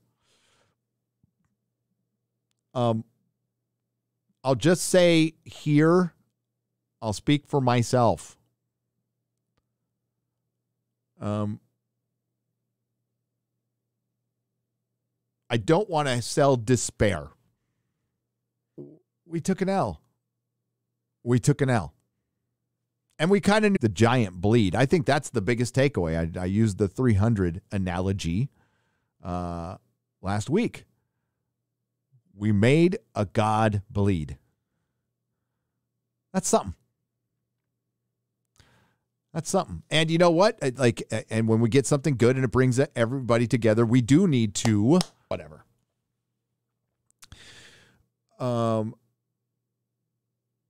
Yesterday, Lauren Hisrich blocked me on Twitter for nothing. One stupid little joke, and I defended her in the past. These people are no fun.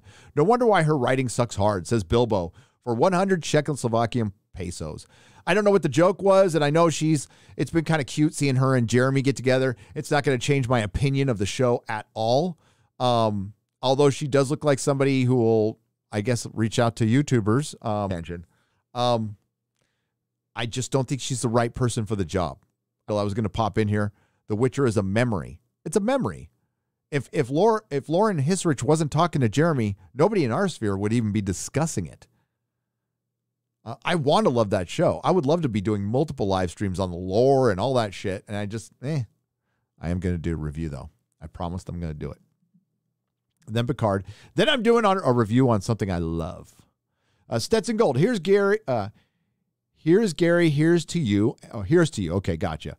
And yours. And pray I make it past my family to return home in one piece. I will pray for you, Stetson's Gold. And thank you for the 10 British Geek for $5 makes brilliant for £5. Brilliant memes. Hail to the Fellowship. I feel G4 replaced Jack Murphy as the main streams. I will respond to it, Uber Geek, and thank you for all you do, Uber Geek and Renee. Rage 9580 Dirty Lurby for $4.99 says, "Hail Gary, first time super chat, so be gentle." I will. Gentle. Just have to say that intro was what got me to almost follow 2 years ago. Oh, cheers. Hey, Perry Chan. By the way, like his work on my last video.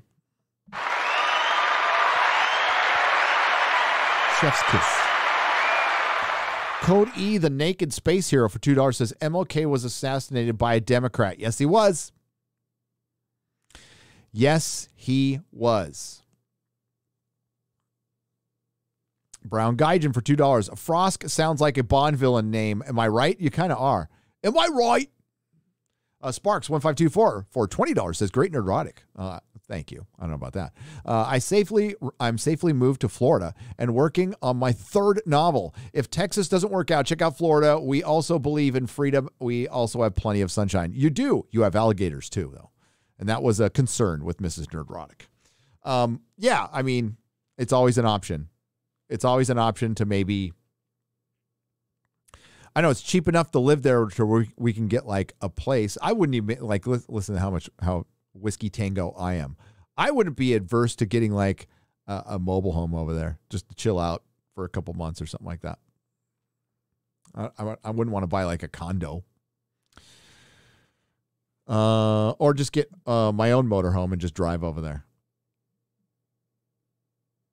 If I could afford it, if that happens, it happens. George R. R. Martin wants to be like the greats, Tolkien, Jordan, D.R.C., Sato, and leave unfinished works, says Richard Coleman. This is from a couple days ago for 5 pounds.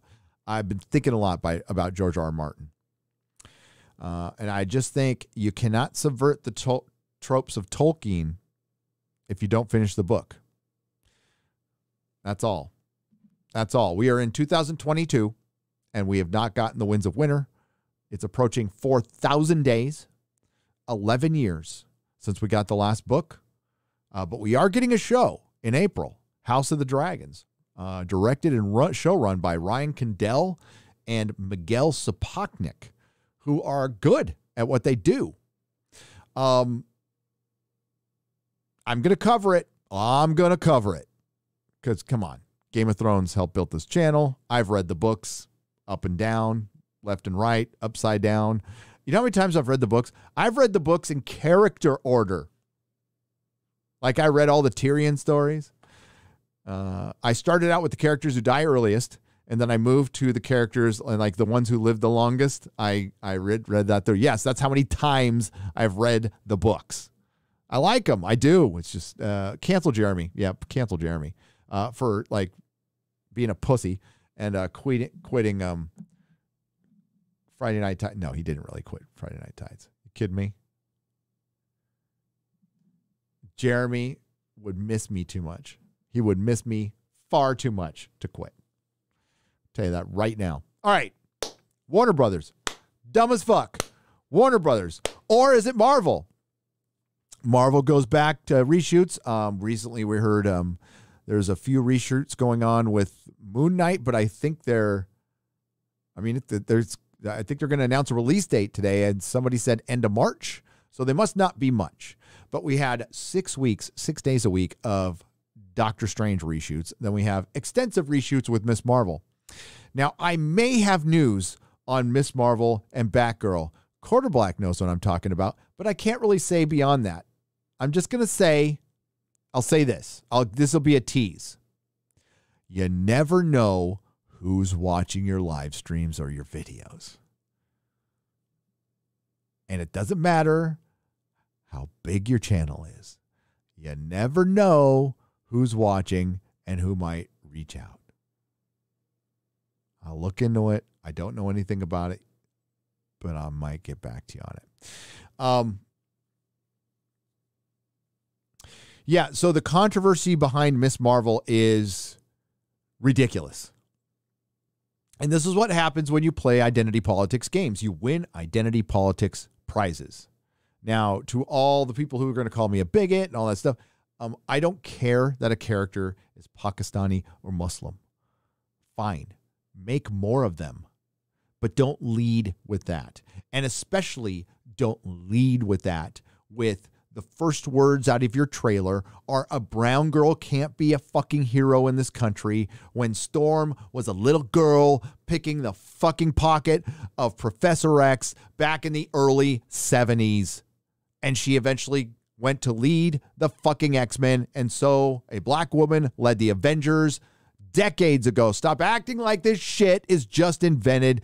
And what it does is it feeds into all the fucking divisiveness. And it really does fucking reinforce Hollywood's argument, the elitist argument that we live in a white supremacist country. Of course, they think they're all separated from this. And of course, we fucking don't. And it's all part of this bullshit attack on the middle class, by the way. The middle class that supports this entire country. The middle class that keeps this country going. America does not exist as it does today, 10 years ago, without a middle class. That's why we're the ones constantly under the attack.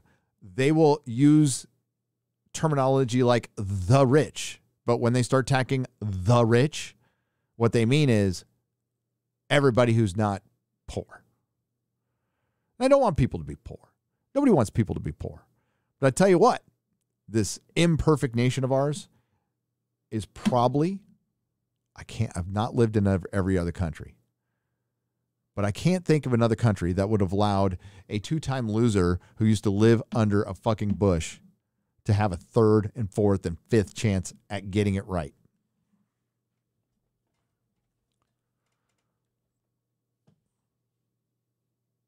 We got a lot of work to do, though. Tons of work to do.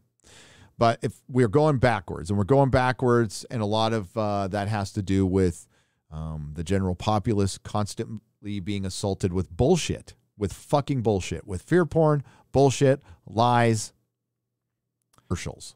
It's everywhere. That's why we exist. That's why some of them controversial. Some of them have sold out and become complete assholes. Milo Yiannopoulos, Gavin McInnes, and we go, oh, the fucking poor boys. Yeah, you know what? I was watching the episode where he came up with the Proud Boys, not poor boys, Proud Boys, sorry. And it was from a Disney song, Proud of Your Boy. And it was supposed to be just a bunch of dudes who play fucking pool and go drink. That's how it started. What it turned into, whatever. I think poor Gavin got raked over the coals about that. The initiation was naming 3 breakfast cereals as people punch you. And they've had a lot of them since then. But that's when I started seeing like shit's going crazy. I'm being bullshitted. Good. It's just not looking very good. Doctor Strange is probably going to be the best of the best. But sticking fucking America Chavez in there. So we're going to get America Chavez and her 2 lesbian moms before Silver Surfer, Namor, Reed Richards, Sue Richards, Ben Grimm, Johnny Storm, Dr. fucking Doom. The biggest villain in the Marvel Cinematic Universe is still sitting out there, but we've got Photon. We've got Captain Marvel, a derivative. Fucking Echo. We don't have Dr. Doom yet. All because actually the entire industry did. Aside, these are symptoms outside of TDS. There was a poll done in 2014, a Facebook poll, I believe it was, that asked if you're in, and it came back 47% women said they were interested in comic books. Well, the entire industry said, well, God, 50% of the people want to buy comic books. Let's make everything for women. So you tried it. Good. Try it. You should. And then they found out, oh, no. That was a bullshit poll. You were just believing what you wanted to believe. It said interested in comic books. That could mean I like looking at Super Week, buying, at least minimum $40. I'll make it even less. We'll say once a month, spending $100 has been and always will be 15%, and that's high. If you want to conflate other things, fine. But we're talking about American superheroes. We're not talking about manga. Not talking about anime. We're not talking about children's books or YA. So that's the other part that didn't make my video. So there's that. And now they're repeating the same mistakes ago. We're like, ooh, don't go down this road. Don't go down this road. I do believe somebody called the MCU a Spider-Man around. And as long as you could throw in all the cows, and it fell flat. Some called it an absolute triumph. Some people called it an absolute failure.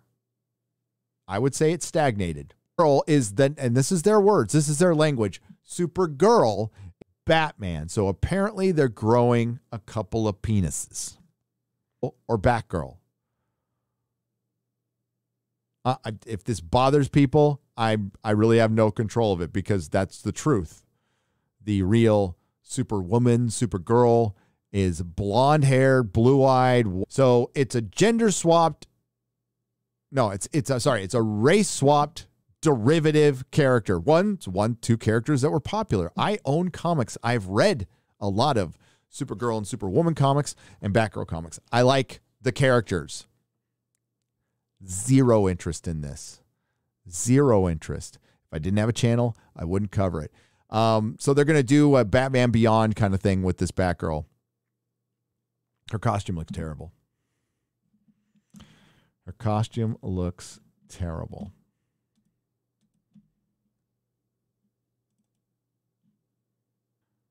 There's Batman Year One. That's Darwin Cook. Is that Darwin Cook? I can't tell.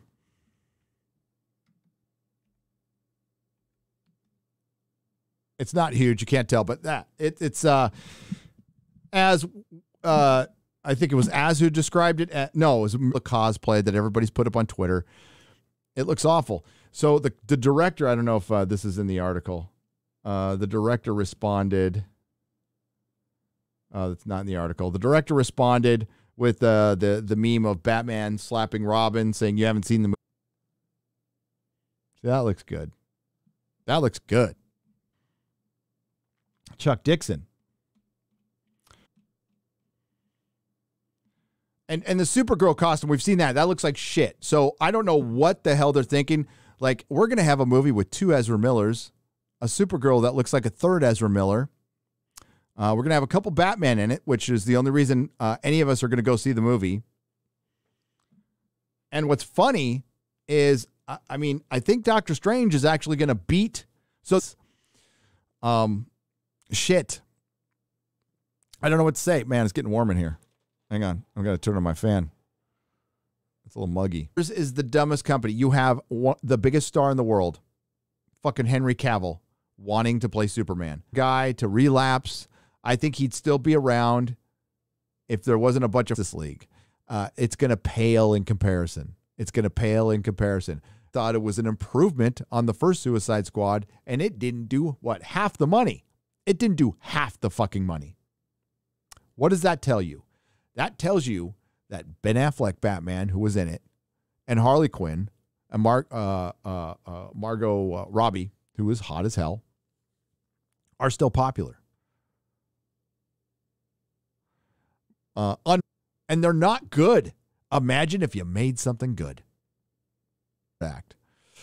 I like this stuff, though. And I think the Snyder Cut is the Ezra Miller's Flash, though. That being said, this is going to be a giant fucking disaster, and they are fucking idiotic. And I am just going to sit back, and I'm going to sip my fucking coffee, and I'm just going to make videos, and I'm going to watch everybody else's videos, because I am telling you, as bad as the MCU is, the DCEU will be worse.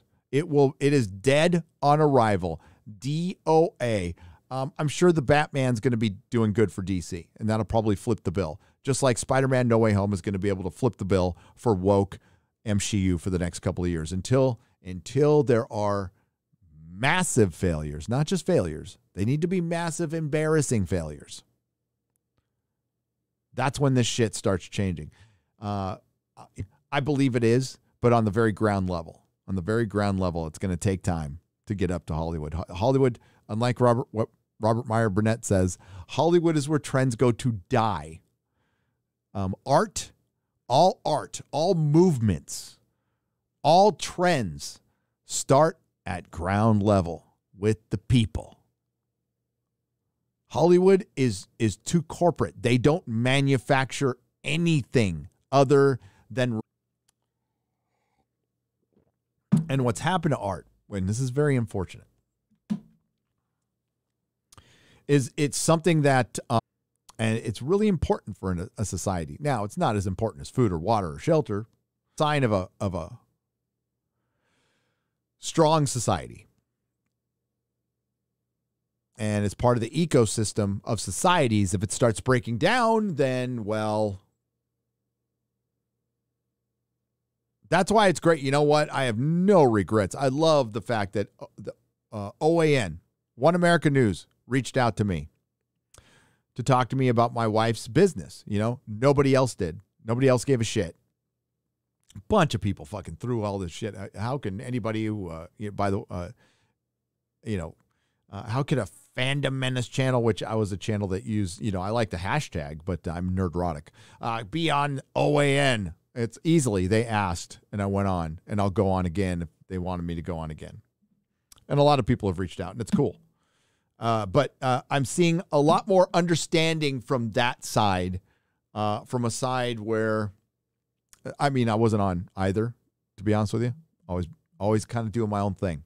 But I'm seeing a lot more understanding on that side. The other side is totalitarian. The other side is authoritarian. And Hollywood is very pro-authoritarian. And they're showing that. They're showing that. John Connors. So I'm going to make a full video on this very subject of the Batgirl costume, the director's reaction, why Hollywood is scared of Henry Cavill, because Henry Cavill should be, I think he could arguably be in 3 popular franchises, make these franchises better, and it would be like printing money. And the poor guy was born at the wrong time. Henry Cavill should be Superman. You should have a trilogy made right now. There should be no hesitancy about this. And you want to know why there is? He's a fucking white male. That's the only thing that's stopping him. He's not getting work because he's a white male. He should be Bond. It's a no-brainer. Bond needs a little injection. Sure, it did great worldwide, but it's been dying here. It's been dying here. And they just killed Bond, and they're going to understand what the consequences of actually killing your character on screen. I don't think they realize, like, people will see him as dead now. And they don't, but that's a video for another day. And he should be instead of 33 1/3 of The Witcher, he should be in 75% of The Witcher. I know it's Ciri's story, and we really want to tell the story of Jennifer. I bet you if you poll women, I'd bet I'd stake my fucking house on this, my brand new house in Texas. Not only the majority of women, I'm going to say vast majority of women just want to see Henry. And if you took Yennefer out of the story completely, they wouldn't give 2 fucks.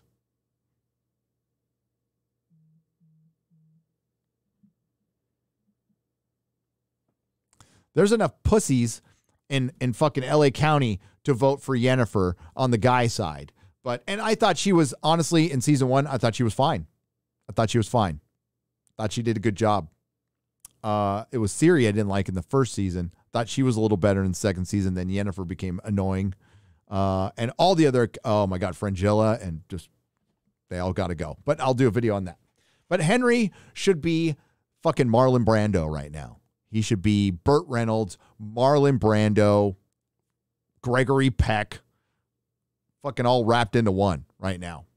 Biggest star in the world. Paparazzi should be following him around anywhere. You know, the dude doesn't even want to date.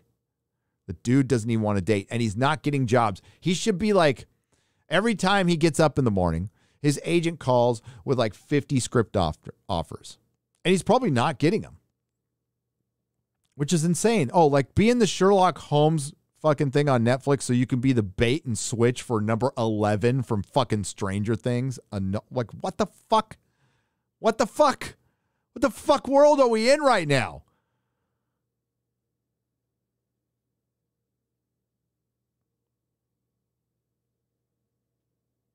You know, and like, at least if you're going to have a Batgirl and a Supergirl, make them look like girls.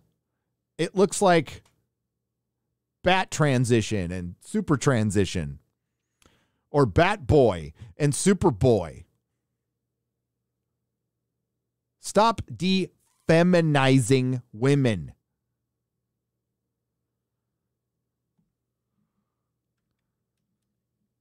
I've got more to say on that later.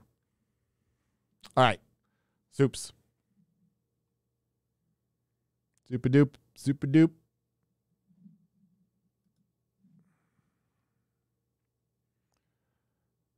Yes, the coffee was very strong today. That's the way I make it. The more you know for $10. Did you know if you remove one N from Froscarin from G4 and split the word to frosk and urine, That's frog urine in Norwegian, which describes her personality perfectly. And knowing is half the battle. I wouldn't call that a personality.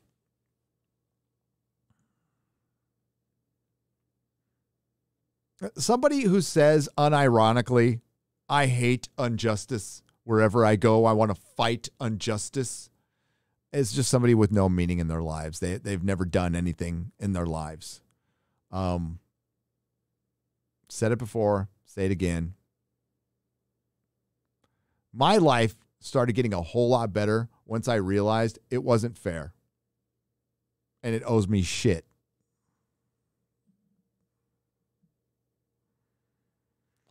A Quebec lockdown is going up at a notch on January 24th. All big box stores like Walmart will require your vax papers to enter. The madness is making me an insomniac, but the content you provide is chicken soup for the soul. Thanks for being you, Gary. Oh, thanks, John Connors, $7.99. I'm sorry. The only thing I can say is if you are in a position, get the fuck out. Yes, certain states will do that here, but certain states will not. And there's no way the federal government can make them. Now, there might be some skullduggery, and you might have to move around here a couple of times. But the way we're set up, thankfully, it's too difficult for the federal government to be completely totalitarian, except in the cities. We're way too spread out. But if you can get the fuck out, work remote or something like that, and move to some place like Florida. I would recommend Florida over Texas right now because of price. Texas price are shooting up because of assholes like me moving to Texas. Sorry. Not sorry. Sorry. I'm not going to vote like California, though. Promise. Film Europa. But if you can get out, man, Canada, fucking Australia. What the fuck? I know there's a lot of good Australians, and I don't know where you go. I don't know where you go. A suggestion when finally driving out of California the last time, play real loud California. Oh, I have my California exit playlist, and that will be part of it. California Uber Alice. Good luck in Texas. Thank you very much. I will be playing it. Yes. I will be live streaming my drive out and my final cross of that border with a giant middle finger extended. Yeah, if California was a dude, I'd kick its ass. I sent a photo of Yoda with caption, "Hate leads to suffering," to Adam Sussler on Twitter, and he got blocked in less than an hour. That guy needs help. I feel sad for him more than anything. Yeah, there's a lot of, dude, it's bipolar. It's bipolar. You can tell.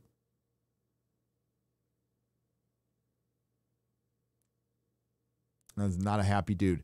Thank you for the $5. Gentle for $5. In the words of Matt Wagner's Grendel, awesome. You could say that we are in the incubation years. Yes, yes. Well said. Well said. All right, we're going to go to the super chat. That was donations.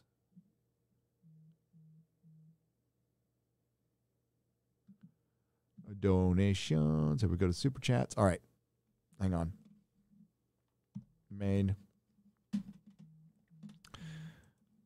Boop.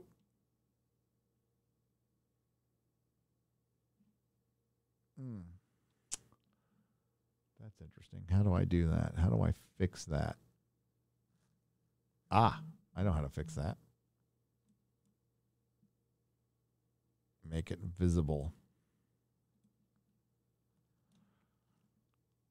Does that work? Kind of. Doing this on the fly, folks. Until Quarter Black gets up to speed. There we go. How about the Amazon Medusa commercial? Very anti-male, probably pro-lesbian. Bought that there is anything, not that there is anything wrong with that. Hail to the fellowship. Thank you, Brian. I haven't seen it. I'll have to check it out. The Moon Knight trailer comes out tonight during Sports Ball. I know that. And I'm going to watch it. I'll probably put a reaction on Nerdrotic Daily. Again, he's one of my favorite characters. I've got every incarnation of an action figure. I've got Amigo custom. I've got all kinds of crazy customs of them. Fell in love with them when I was a kid, when Bill Sienkiewicz drew that classic, issue 25. And it's just, I love the book. I never understood why not everybody picked it up, though. Any random rambling, slightly off-topic video from your boy Zach gets about 3 times more views than G4. It does. And that's him just in his car, right? $50. Great quote from an a-hole. If you run into a-holes all day, you're ists. YouTube hates the word a-hole. Yeah. And I get what you're saying there. By the way, Justified coming back. It's coming back with Timothy Olyphant. My wife was very happy. It's a good show. It'll probably be woke as fuck. Good show. I liked it. People are trying to get me to watch Yellowstone. I watched the first episode. I wasn't taken away, but I know I need to watch more. So I'm going to watch more and see if I get hooked. Banshee, another good show. Can I suggest we get Flawdzilla on Friday Night Tights? I think he can be great. There is a guest. I've never heard of Flawdzilla. I will look. That's how big YouTube is. Flawdzilla's probably like 5 times bigger than me. I don't know. There are channels that have millions of subs I've never heard of. Who's coming up? I don't think it's this week, but Shadversity. Shadversity is coming up. The only reason Olivia Munn ever was famous was because she's pretty, full stop. Yeah, she's gotten some acting gigs, but she's decent at it, but she doesn't have a ton of range. She's not a thespian. She got a lot of work because she was hot and she had a very cute, bubbly personality with a very good sense of humor. Her charm. It's not just being hot. It was hot and charming. $20 says the guys from G4 TV think women make 20% less than men for doing the same job. Yes. And they probably heard that from Frosk. Thank you very much. Unpopular movie reviews for $5. Buddy Lee for $5. Those are not her words, and Adam still has the monkey on his back. Yes, he does. We got Gomer Kyle. Am I wrong? I'm 42. When did it become a thing to brag about jerking it? I believe that would have got my ass beat or laughed at in the 90s. Yeah, that must be new on me too. It's not something I ever talked about. It's like talking about taking a dump. Nobody wants to hear. We all do it. I don't want to hear about it though. It's not that I don't know about video games. It's just that half of our team are women. That's what she just said. LOL. I know. Benjamin Beltran. Good call there. Thank you for the 50 Martian pesos. Pope Metalicious the first. And everyone clapped right before getting on Indeed. Well, so much for this gig. So much for this gig. There we go. And we got Gary. You're an awesome stand-up guy. I'm glad you call out Hollywood's racist bigotry and bullshit. They don't like straight black dudes either. Fight the power. Hell yeah, Lee. Lee Tasby for $20. One of the issues that I guess Ray Fisher had with Jeff Johns was, and like, listen, when it comes to the character Cyborg, he's not angry. He's kind of a happy character, somewhat. But that wasn't really the character that was in the Snyder Cut. And I guess Jeff Johns made a comment about angry black man or something like that. Hollywood fears that. Hollywood fears the masculine black man because they're fucking racist. That's why. So that's why they always tend to make them, we'll say, less masculine at every single opportunity. Thank you. Thank you for the kind words, and thank you for the wise words. Mr. Grant Gregory for $5 Australian. Hail Nerdrotic. Got kicked from my AA meeting because of not being fully vaxxed, and sponsor dropped me. What? You are really helping me today. Thanks, brother. That is not what AA is supposed to be doing. And I was told specifically that's not what they're doing. I was told specifically that they would not keep people out for not getting vaxxed. Fuck your sponsor then. Fuck your sponsor. Fuck your sponsor. Find another one. Sorry to hear that. Just find another one. You'll get another one. Just go to another meeting and say, I need a sponsor, just at least temporarily. Don't go, trust me, don't go too long without them. Go to a next meeting if you can, or a Zoom meeting if you got to, and just say, I'm so-and-so, I'm an alcoholic, I need a sponsor. You'll get one. Google Vault Dweller to see, Google Vault Dweller to see BG outfit inspiration. Batgirl. Okay, yeah. Gotcha. Flubber 11 USA for $2. It took me a minute there. I'm slowing the pickup. Sorry about that. Thank you for the $2. Hang on. I got to go over here. I'm running out of time. I got 5 minutes. You guys are awesome. And again, Super Chat Square Up. I'll include these. Will be tonight, 9:30 p.m. Pacific time on Nerdrotic Live. Link is in the description. We're going to cover Friday Night Tights, the anniversary, and this one. It will be live. If any of my cohorts are up, I'll invite them on. They probably won't be, but it's like it'll be late after everybody else is done live streaming. I don't want to cross the streams. I can tell you one thing I don't do. I mean, again, like crazy shit gets said about every channel, and it doesn't matter how big they are. Like Culture Casino, I'm sure Culture Casino probably gets far worse than you look like a Tallahassee lawyer or DUI lawyer. I'm sure Jeremy gets a lot worse than you're a ripped jeans wearing, Tom Brady simping,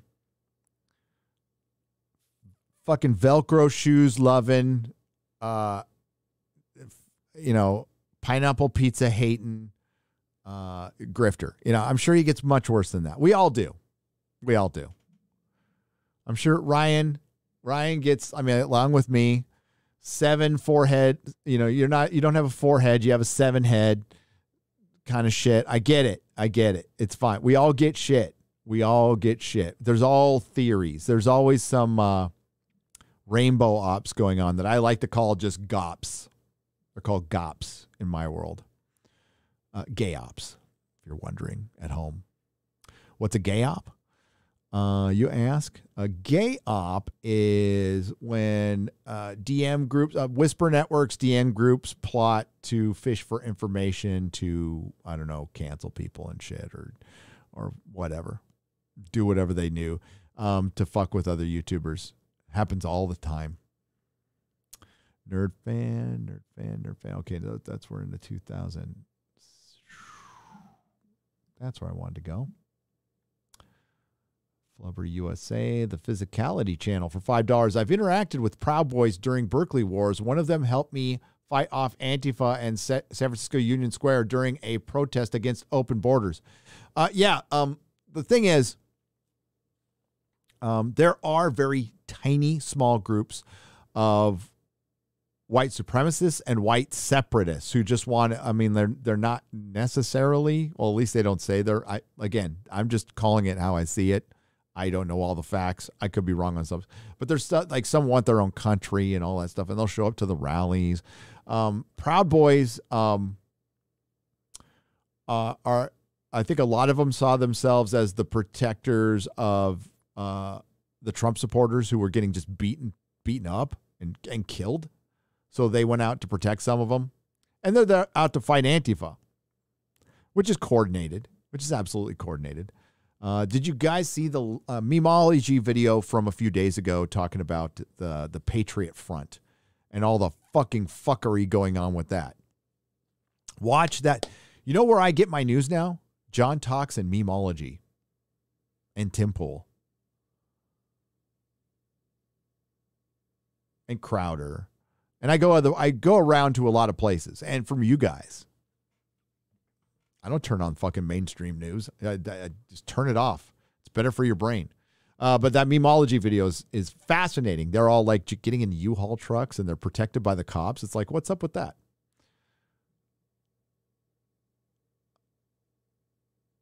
The Blaze for $5 says, honestly, at this point, I want Doctor Doom. I don't want Doctor Doom in the MCU, seeing how they really, how they treat their characters and how badly it's written. I don't want to see the Fantastic Four. I don't want to see Doctor Doom. I don't want to see Namor. I don't. I just like, it's done. But you know what you're going to get? You're going to get what we're getting with the DC SHIU. The DCPU. The DCPU is going to have race-swapped derivative characters. So we're going to have a race-swapped Fantastic Four, a race-swapped Namor when I think Namor should be Asian. I've always thought he looked Asian to me. I think he should be played by an Asian dude. Never saw Namor as a white dude. We're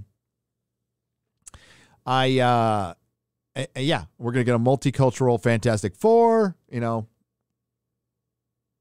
You mean pretty much not the comic books. Not the comic books. When you're adapting something, you need to adapt it correctly, not some version of it. Oh, but we got to tell stories to be more inclusive. Okay, fine. Go like make all the original stories you want with all the inclusivity and diversity you want. But when you're adapting something and you want the fan base to show up, you got to adapt it properly, or we're going to call it out. We're going to go, well, it's obvious tokenism because the Fantastic Four are white, and it's supposed to be like we're not supposed to say anything. We're supposed to sit there and not say anything. The Fantastic Four is white. The Fantastic Four is white. Doesn't make you a fucking racist. It's a fact. And what Marvel will probably do is change their race in the comic books 6 months before the movie comes out and goes, they did it in the comic books. Fuck off. If you change the comic books to make it more adaptable to the movies, which is what a Marvel representative told me they were going to do back in 2010 at a retail summit. And they're doing exactly what they said they were going to do. It was a pure accident. I sold my comic shop in 2013 because I relapsed. It was a fucking... I mean, yeah, it was pretty well-timed relapse. I mean, it wasn't great, believe me. But since then, my life has gotten a lot better, and I don't have to sell fucking bad comic books because I don't know how I would have done it. Is James Gunn super woke? Asks Jake Benoist for $9.99. I couldn't believe how cringe Peacemaker is, and the adulation of the first 3 episodes by many is mind-blowing. Yes, James Gunn is super woke. SJW woke. Held in check for Guardians of the Galaxy in 2014. I thought Guardians of the Galaxy 2 was okay. But other stuff he's come out with, you know, and just like look at what the fucker joked about on Twitter, and then look what, you know, he had Trump derangement syndrome too.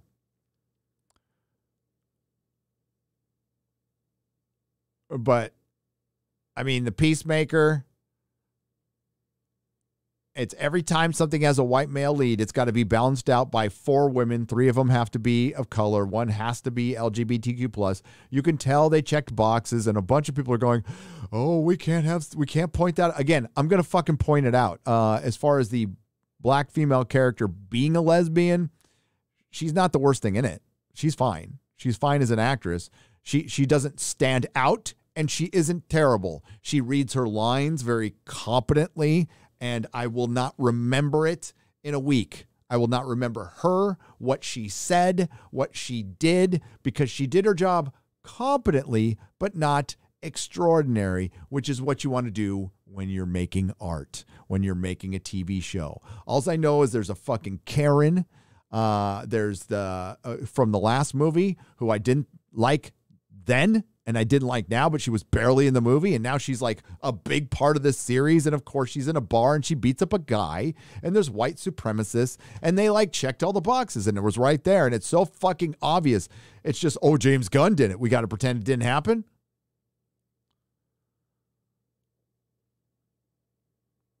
But it's not the box checking that bothered me. What bothered me is the box checking was the priority over telling a good story. James Gunn can tell a good story. I have seen it, a very good story, and he's better than most. So that's why some of the stuff was, I mean, there was moments that I thought were funny, that I thought worked, but the vast majority of moments that didn't work with unlikable characters totally derails the show. Peacemaker, you're trying to make him sympathize. So Peacemaker is the most interesting character in the show. You're not supposed to like the Peacemaker. He's like a fucking murderous motherfucker. But then, of course, they bad dad, white supremacist. I'm like, is that all you fucking got, Hollywood? Really?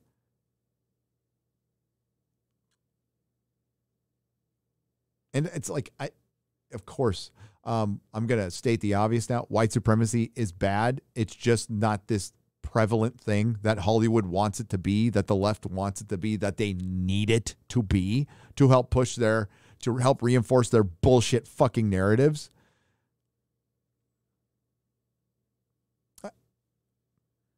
We don't have mean tweets. We have a president who shits his pants and can't fucking talk. Our inflation is now at post-Carter levels. You know, when Reagan just took office, 1980 fucking 2. Gas is more expensive than ever. And none of the preventative measures taken against the coup are working. But we have to pretend they do. No, we don't. The answer is no. I will not participate in your fantasies. My freedom will not be subject to your fear. I will not participate in your fantasies. And I will not ignore your lies. Fuck that shit. I ain't playing. Opinionated Junkie says, people, in my opinion, need to move on from Star Wars. I heard plenty of that too, and that's where I was at. Is I think there is a bigger fight with Marvel right now. I think Star Wars is done as a brand. Like, even if they turn it around, we're just covering that. That's kind of why I backed off of Star Trek. I'm not off it completely. No. It's a time. I've only got so much time. You see, I don't have a staff of writers. I can't divide and conquer. I need to pick what subject I feel is the most important to me that week. And it wasn't Star Trek Discovery. It wasn't a Doctor Who fucking story, which is usually my bread and butter here. No, it's been Marvel lately. I think Marvel is the most interesting thing because we have tangible evidence that it failed. that woke entertainment failed, that it stopped in its tracks the juggernaut franchise Marvel.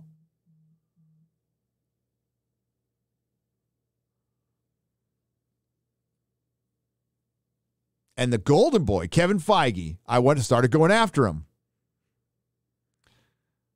Kathleen Kennedy is a powerful woman. It goes way beyond Disney Star Wars. She obviously has no fucking idea what she's doing. They're going to give her another award. She is completely incompetent. She remains incompetent and in power. Jon Favreau is a company man who will not speak up for people like Gina Carano.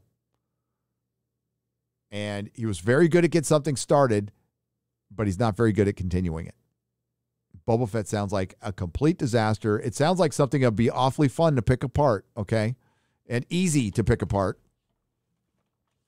But, sometimes, you look to people like the Mary Sue or that woman on Twitter to correctly describe the entertainment.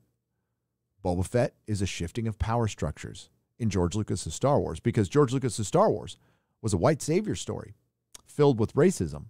That's what she said. In no other and there's no other way to put it. That's what she said. George Lucas's Star Wars was a white savior story with racism and colonialism and all that bullshit. All that fucking Marxist university CRT bullshit. That's what Disney's fixing.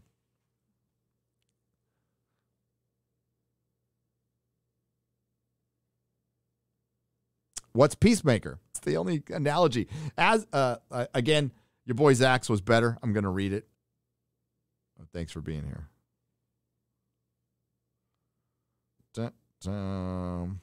I could not have said it better myself.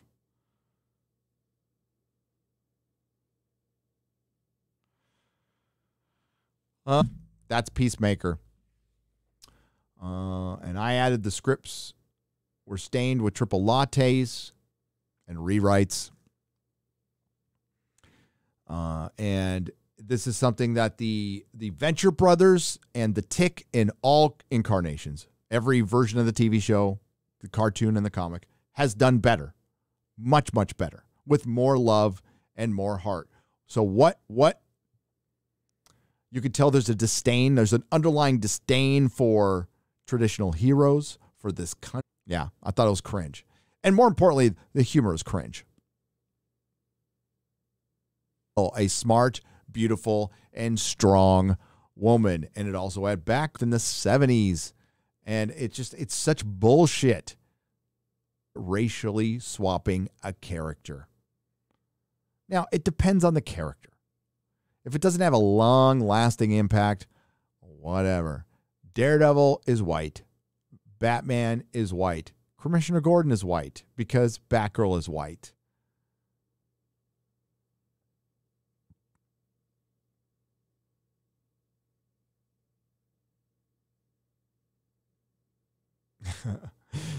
Sometimes I miss the way you said China.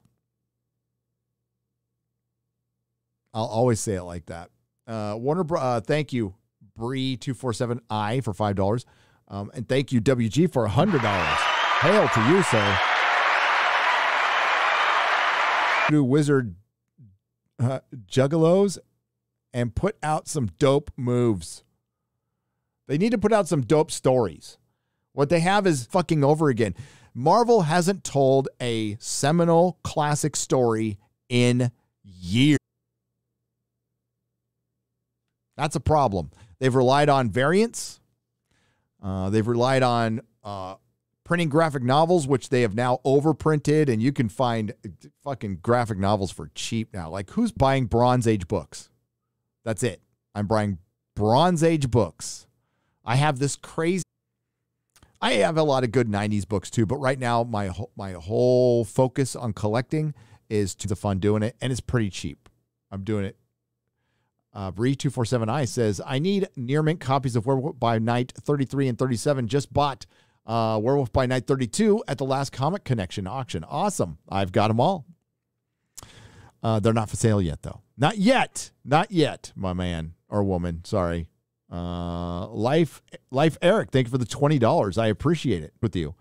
Okay. I will pick pick up the Lee Tesby for $20. Says, Gary, you're an awesome stand-up guy. I'm glad. I read that one already. Thank you, Lee.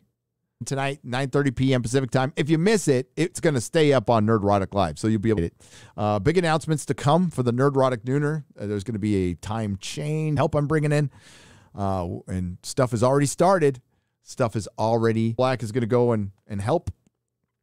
I can't wait to see my house for the first time. Plans. I will be live tomorrow on this channel, 10 a.m. Pacific time, with that Mahler and I will have a very balanced discussion about Joss Whedon, because I know people just back and nothing's going to change that. But I don't think I'd root for the guy in the home. But I think we'll have a discussion. We'll have a discussion about it. Let me see. No, God, right now she's the only one. And we're going to talk about the Jodie Whittaker and Mandeep Gill are charging £220, $300 to get an autograph with them. Remember, if you've been around this channel for a long time, motherfucking Handout, his first act to come back to the fandom of Doctor Who was to charge for first female doctor played by Jodie Whittaker, who we will lovingly call Dr. Karen, and Do Nothing Yaz, together for an autograph, $300. The women who destroyed Doctor played by Jodie Whittaker, who we will lovingly call Dr. Karen. If you could get that, sign graph. Fuck that. What a ripoff. What bullshit. Yes. So we will discuss the rest. We will discuss the rest tomorrow. Or them videos too. Got to get stuff together. So just keep an eye on the community section and Twitter. And for one more time, Nerdrotic Live tonight, 9:30 p.m. Pacific time. Thank you, X-Ray Girl. Thank you, Coda Black. Thank you, Perry Chan. Thank you, Mrs. Nerdrotic. And thank you, everyone out there.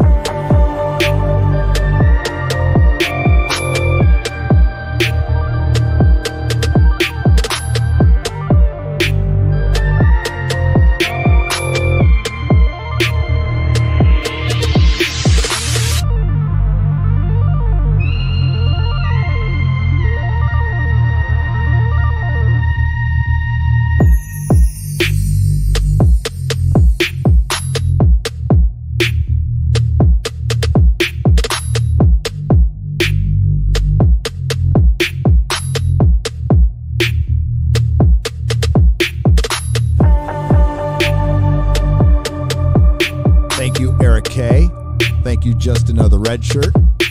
Thank you, Jennifer Cisco. Thank you, Chris Persia. Seeing who else is in there. Look at those moderatics. Look at them working hard for nothing. A little thank you at the end. Do not Thanks come. everyone in the chat. Friends. Do not come. I'm going to come.